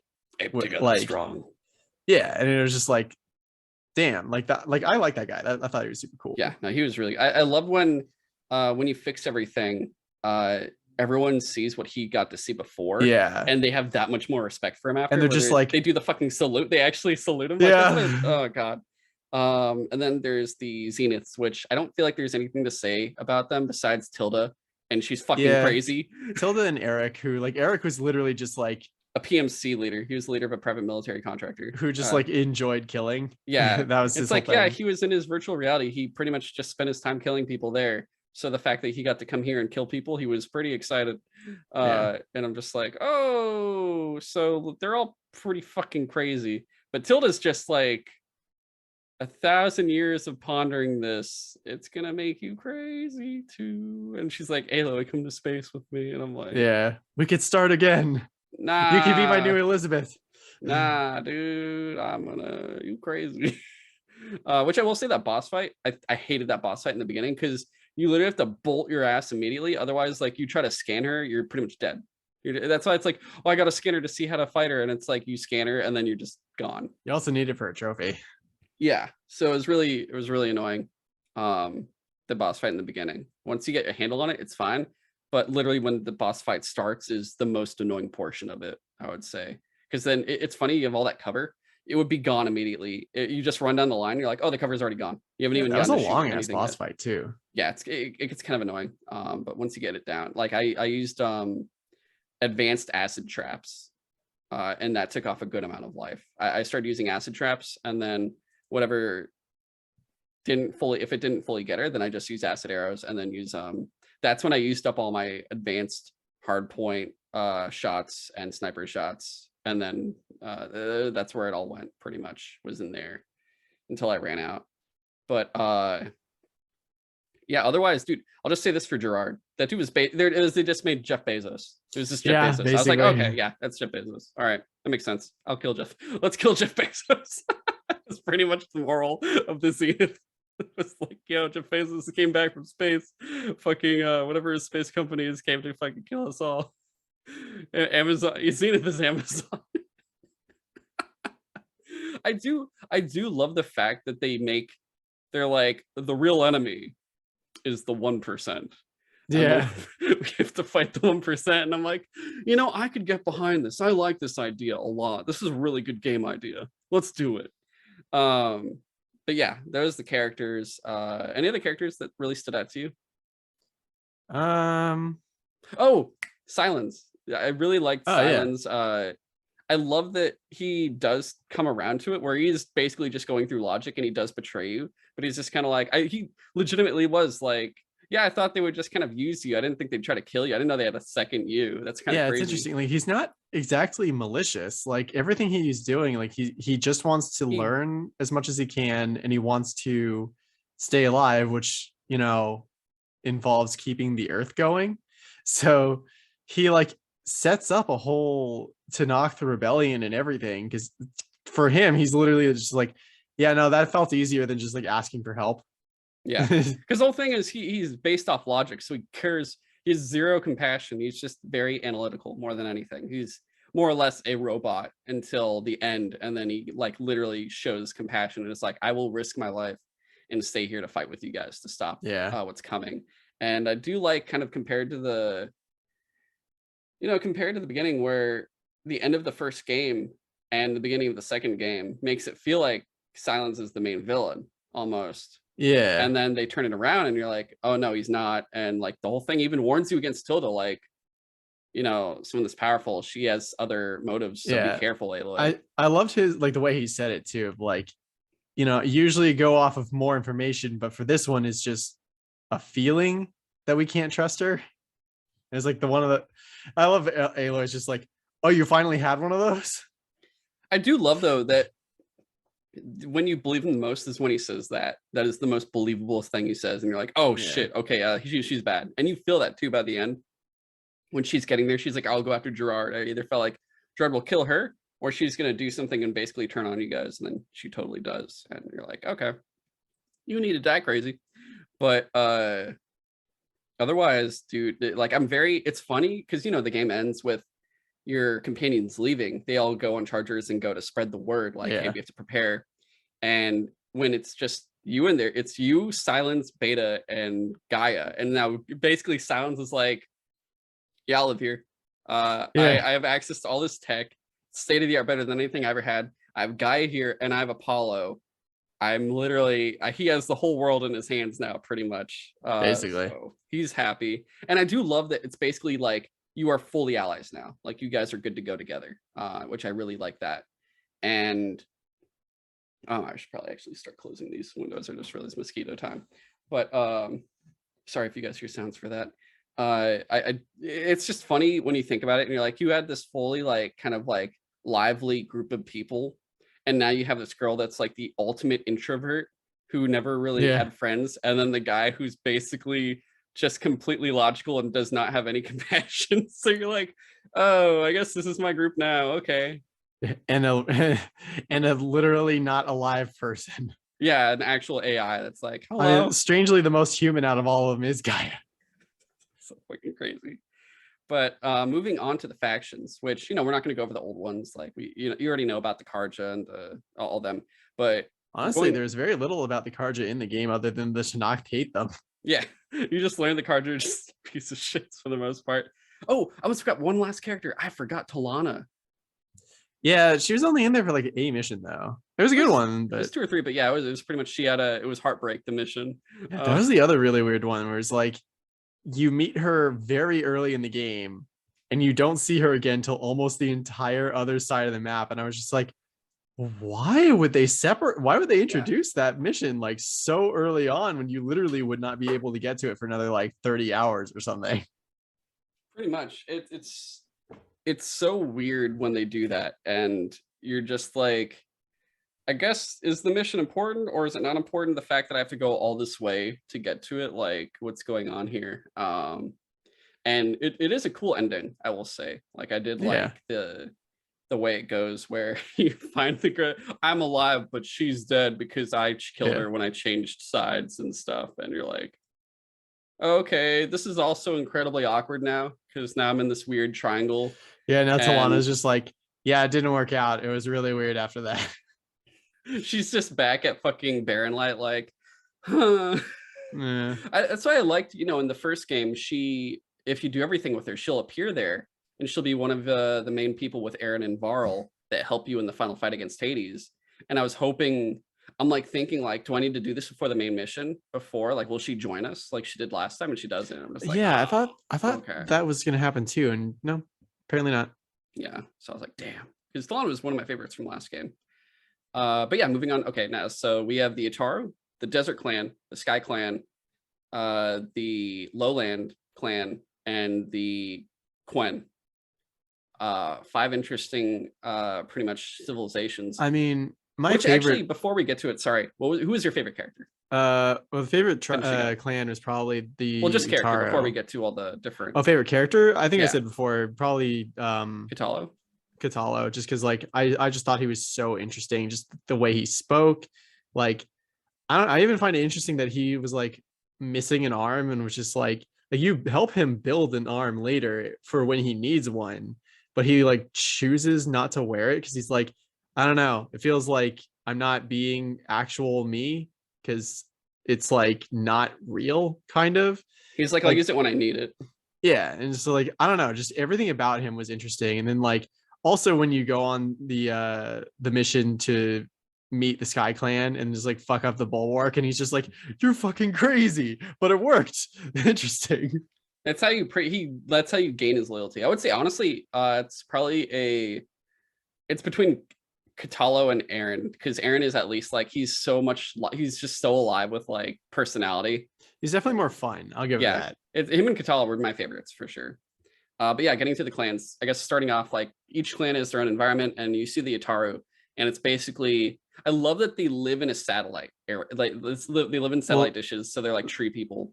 That, and like it used to be a farm that I'm assuming Gaia had set up for the new humans that she was like growing, and they just found it and were like, cool, we don't have to worry about anything, we just live here. Yeah, and they have like the weird, like they have the chorus, which I thought was what they take so after. Interesting that like, and then when you fix the land gods and they start singing, and you're just like, oh, I understand now why they are so like into like your song and stuff like that, because it literally, they are used to just like the music of the land gods and stuff like that. I'm not gonna lie, I wasn't with the singing. I was like, stop. But it's just like, I know. Also, like the seed pouch thing that they have, like that was really such an interesting tradition of theirs, of like everyone holds on to like a pouch of seeds their entire life, and like when you die, your loved ones or whoever like can gather your seeds for you plants them in like the center of Plainsong. So there's literally like this beautiful garden that's like, I mean, kind of a graveyard, but it's also like they have grave singers, like they sing. Yeah, that's what I love. And it's like this beautiful idea of like at least some new life comes from your death, and it's like a way to remember that like there is a cycle of life and death to the whole thing, and you can't just take life for granted. And like, and it's also like an interestingly more beautiful place, in my opinion, for families to go to grieve over their loved ones, because they'll remember like this is their flowers and stuff like that, versus like a gravestone or whatever. Yeah, it was really cool there. And then it's funny too, because the Utara are basically, we are the vegan people. Yeah. It's like, oh shit, it's literally the vegan civilization. And I love when she's like, yeah, I tried to make Varl just go on a plant diet, and it's like, how'd it go? we agreed to disagree. Yeah, It's like, yeah, because the Nora hunters, they're fucking, they don't work like that. They're like Nora are literally it's funny because they're the least they're the most evolved out of all of them. Like they're the least technologically advanced. They're like the closest to cave people practically. yeah.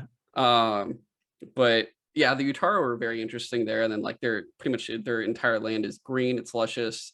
It's a full farm area and you feel it there. And they have like plant outfits and shit. And I'm not gonna lie, like they were cool, but I'm also like, yeah, I ain't putting one of these fucking plant outfits on. I ain't doing this shit. It was like that was the one thing where I'm like, yo, the Utara are cool. I would never be an Utaru as long as that's never, I'd never go that route personally. Of all the factions I saw, I was like, Utaru was bottom of the list for me. And then we had the Tanakh, which were really cool. I guess like overall first before you get to each one. But I think my favorite of the clans was probably the Desert Clan because they're the most hardcore.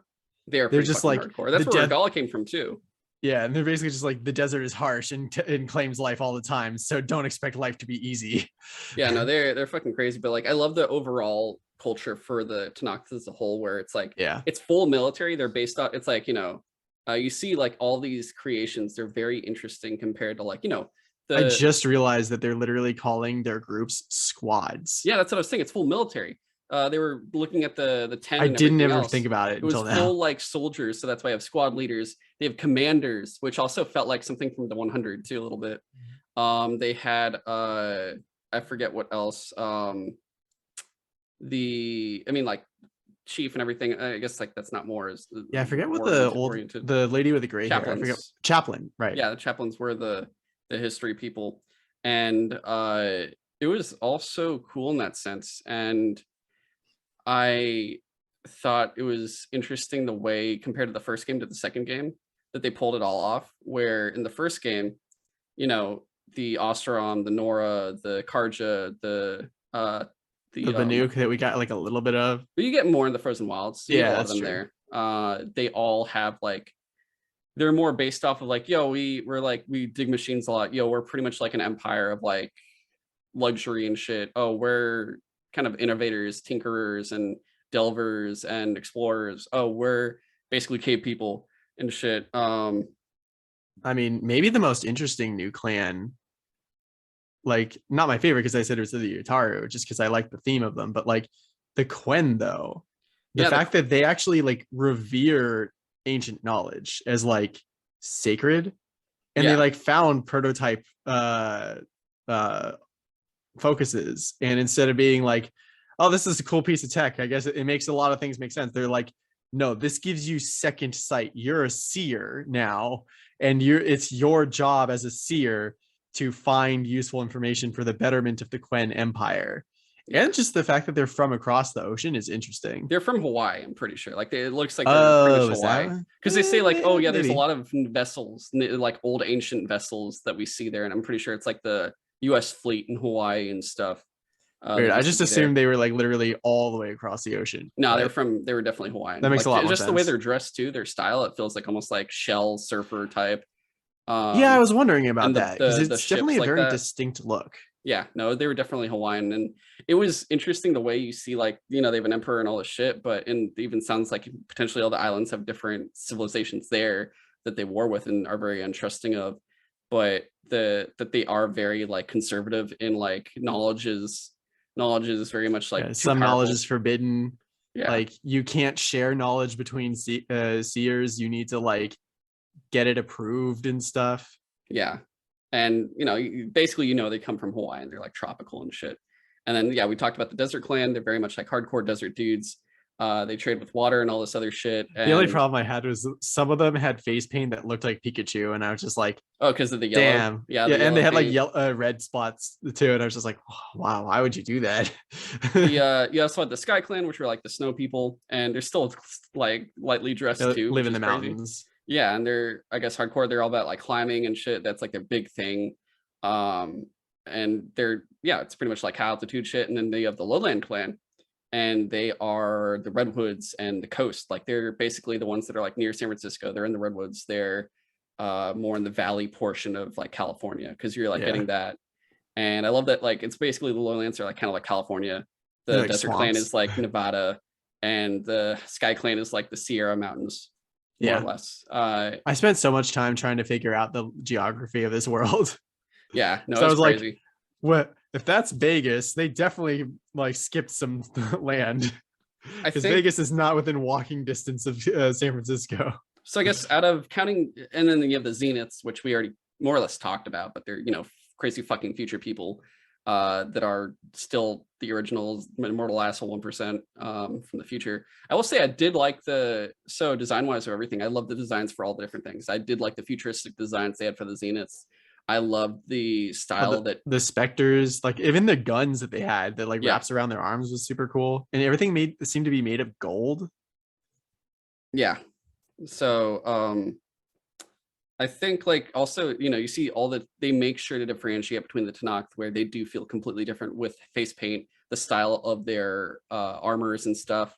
Like they do feel completely different. And then like Yeah, the Quine are like more heavily armored, but their armor is very interesting. It reminds you of like at least of the Karja a little bit a little in bit. terms of yeah. And then the Otaro are just plant people. Which one was your favorite? I forget which one you said. Counting the Tanakh, Dude, each one separately but also the um, Zenith, the Quen, and the still the Utaro. Utaru. I just thought it was like such an interesting, well thought out culture that Gorilla like thought out for this like faction. Like you said in the first game, like most of the factions were just like different ways of interacting with the machines and stuff like that, and like especially the Nora. But literally, like the Utaru are so different from the Quen, who are different from the Tanakh, that like it's just there's a lot of like uniqueness about all of them. Yeah, And I don't know, I just ended up really liking the Utaru, like living with the earth like theme, I guess. But I did also at the same time, I think the Quen might be a very close second just for the fact that they actually are like the first faction you found that wants to know more about the old world, and also like um they know about some of the like rich and famous people from back like yeah. before the fall. The Ted Like, Pharaoh, the Ted Pharaoh yeah, fucking like that guy that like pyramid. as soon as he walks out wearing like the clothes that look like what Ted Pharaoh was wearing in the first game, you're just like, that's weird. And even Aloy's like, why are you dressed like Ted Pharaoh?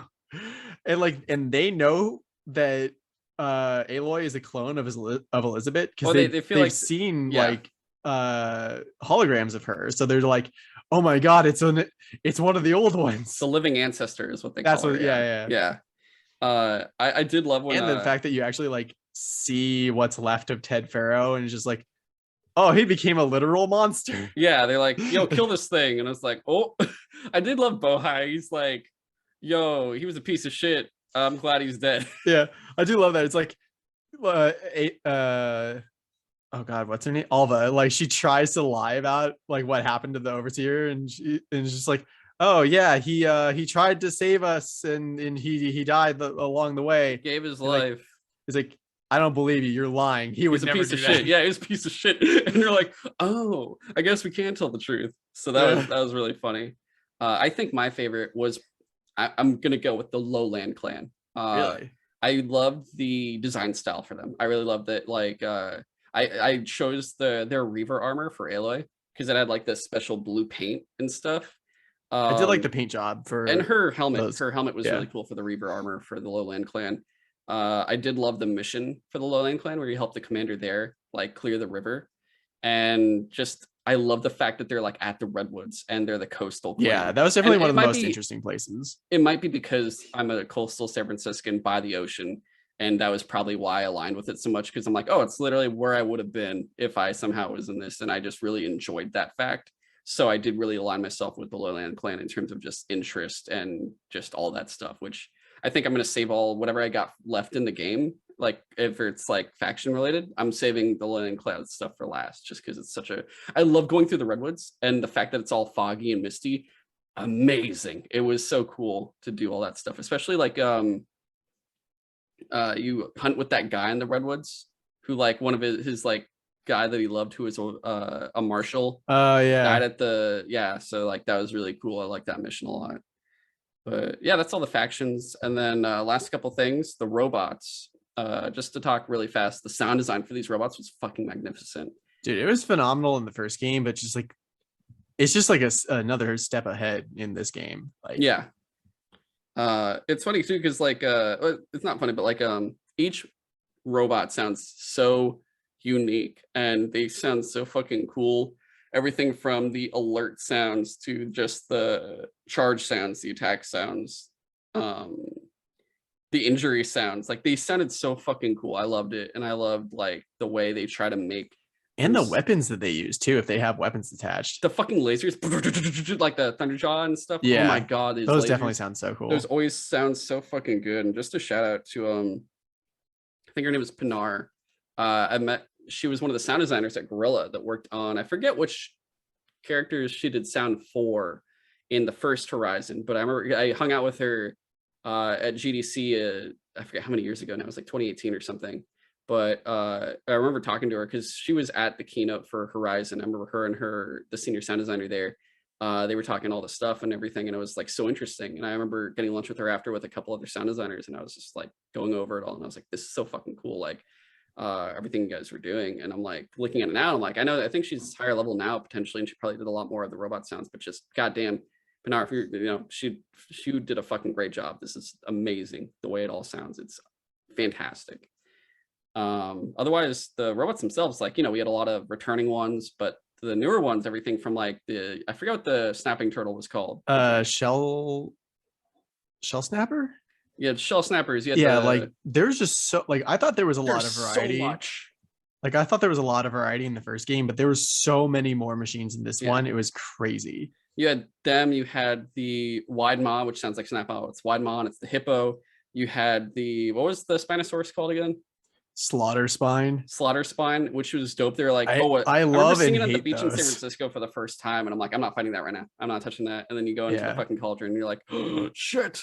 Like they're the raptors, so cool, but so deadly. Yeah, and there's like 4 types of birds now, including the Flint Hawks and Stormbirds from last time. But there's like the other one, I forget what they're called, and then the Sunwings. You have the burrowers now, which are like they feel like otters or meerkats. I think they're supposed to be otters. Yeah, they feel like otters. Even because they're also like aquatic.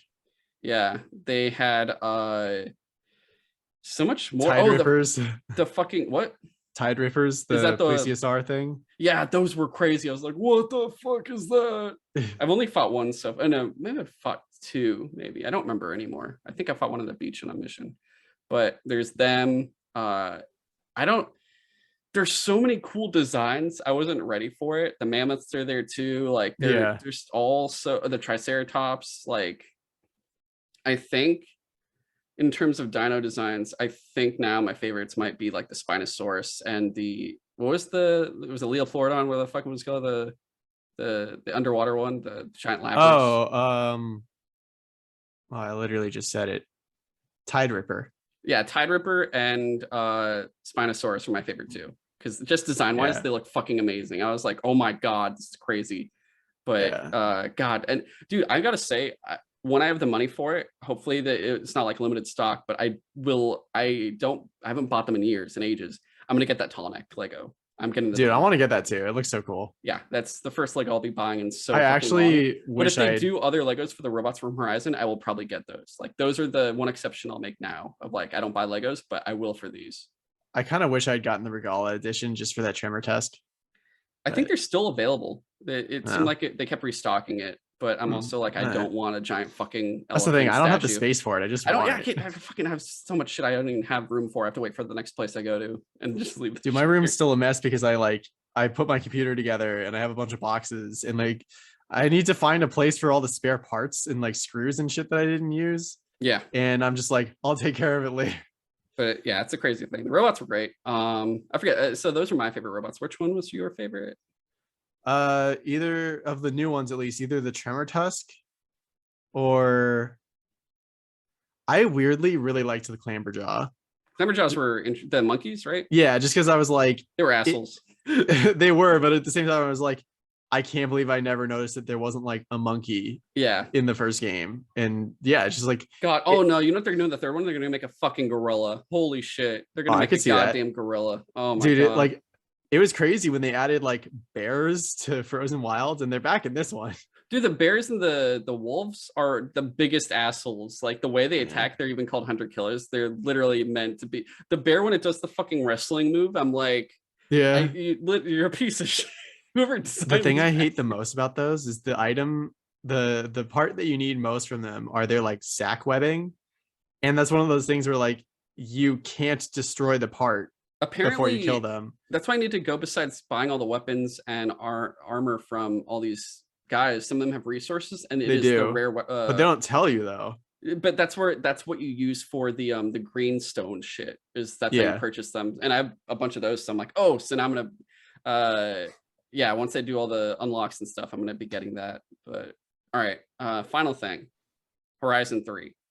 What we expect, I guess, from it really fast. I mean, it's definitely gonna involve like Nemesis showing up, the new ultimate bad guy that's gonna come. But I see, my prediction is they'll potentially take control of robots when they come down. It'll probably be like a thing where it's like a spreading virus of like, we can control shit on our own. I see like potentially, I'm not sure how far into it we're gonna catch Hephaestus. Like it seems like something maybe that's midway or something this time. I see potentially more than one of the companions dying in the next one. Yeah, I can imagine that happening.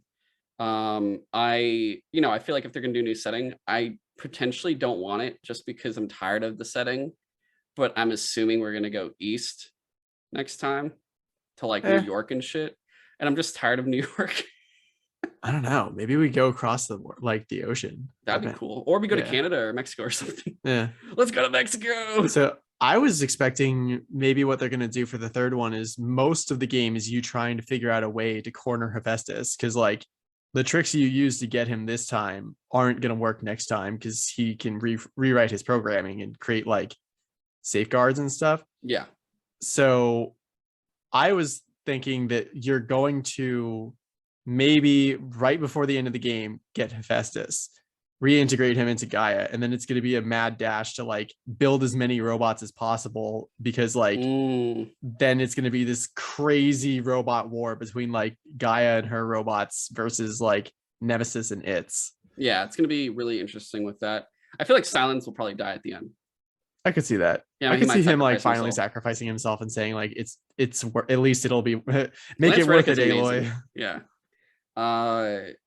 Otherwise, yeah, like I really, oh god, I don't want to leave the Tanakh. Like those are dudes I'm like, I want more Tanakh. Like, don't take away my Tanakh in the next game, because they were fucking awesome. Yeah, I wonder, like, at least Katalo, keep Katalo, because that guy's cool. Do you think they'll reintegrate the other civilizations again, like the Nora and the Karja specifically? Definitely the Karja. I just don't know if there's really a point to bringing the Nora back. They could bring back Sona and be like, War Chief, like, I lost. Yeah, my they kids. could do that. They could do that. I could see that, especially since like she's got a grandkid. She's got to. Yeah, I feel like there's gonna be like an interesting dynamic there that they could do. So because it'll be like I feel like her and Zoe will go and butt heads a shit ton, and then they'll kind of come to an understanding. Like I can easily predict that of like it seems predictable. Anything else for it? But I guess robot wise, I feel like they're gonna do a fucking gorilla. I think we're gonna get like a lion or tiger type one too. Okay. Or a panther, or saber-tooth tiger. I think they're gonna do saber-tooth tiger and a gorilla. I think they're gonna do a stegosaurus and an armadillo potentially. And they kind of already have an armadillo. Not armadillo. I meant ankylosaur. Sorry. Okay. Yeah, ankylosaur. So you think they're gonna lean more into dinosaur stuff? I think they could do a mix of it, but yeah, saber-tooth tiger, ankylosaurus, stegosaurus, gorilla. I think like if they're crazy, they might do like a swarm robot, like maybe a bunch of tiny monkey ones. Ooh, you go in the water and there's piranhas. Yeah, fuck that now.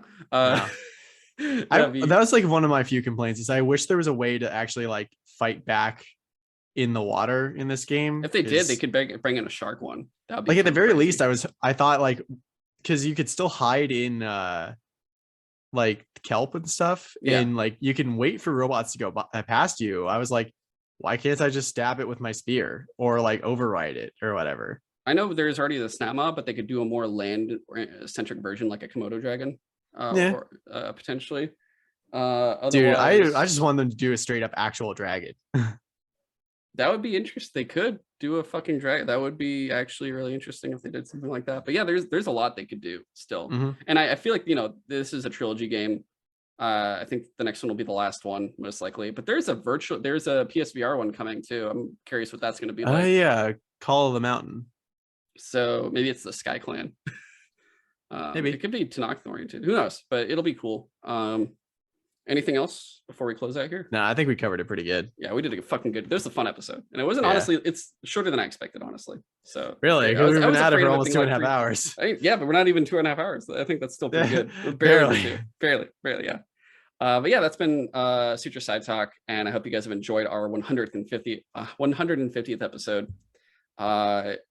And you know, here's to another 50 for the next year until we get to 200. That'll be fun.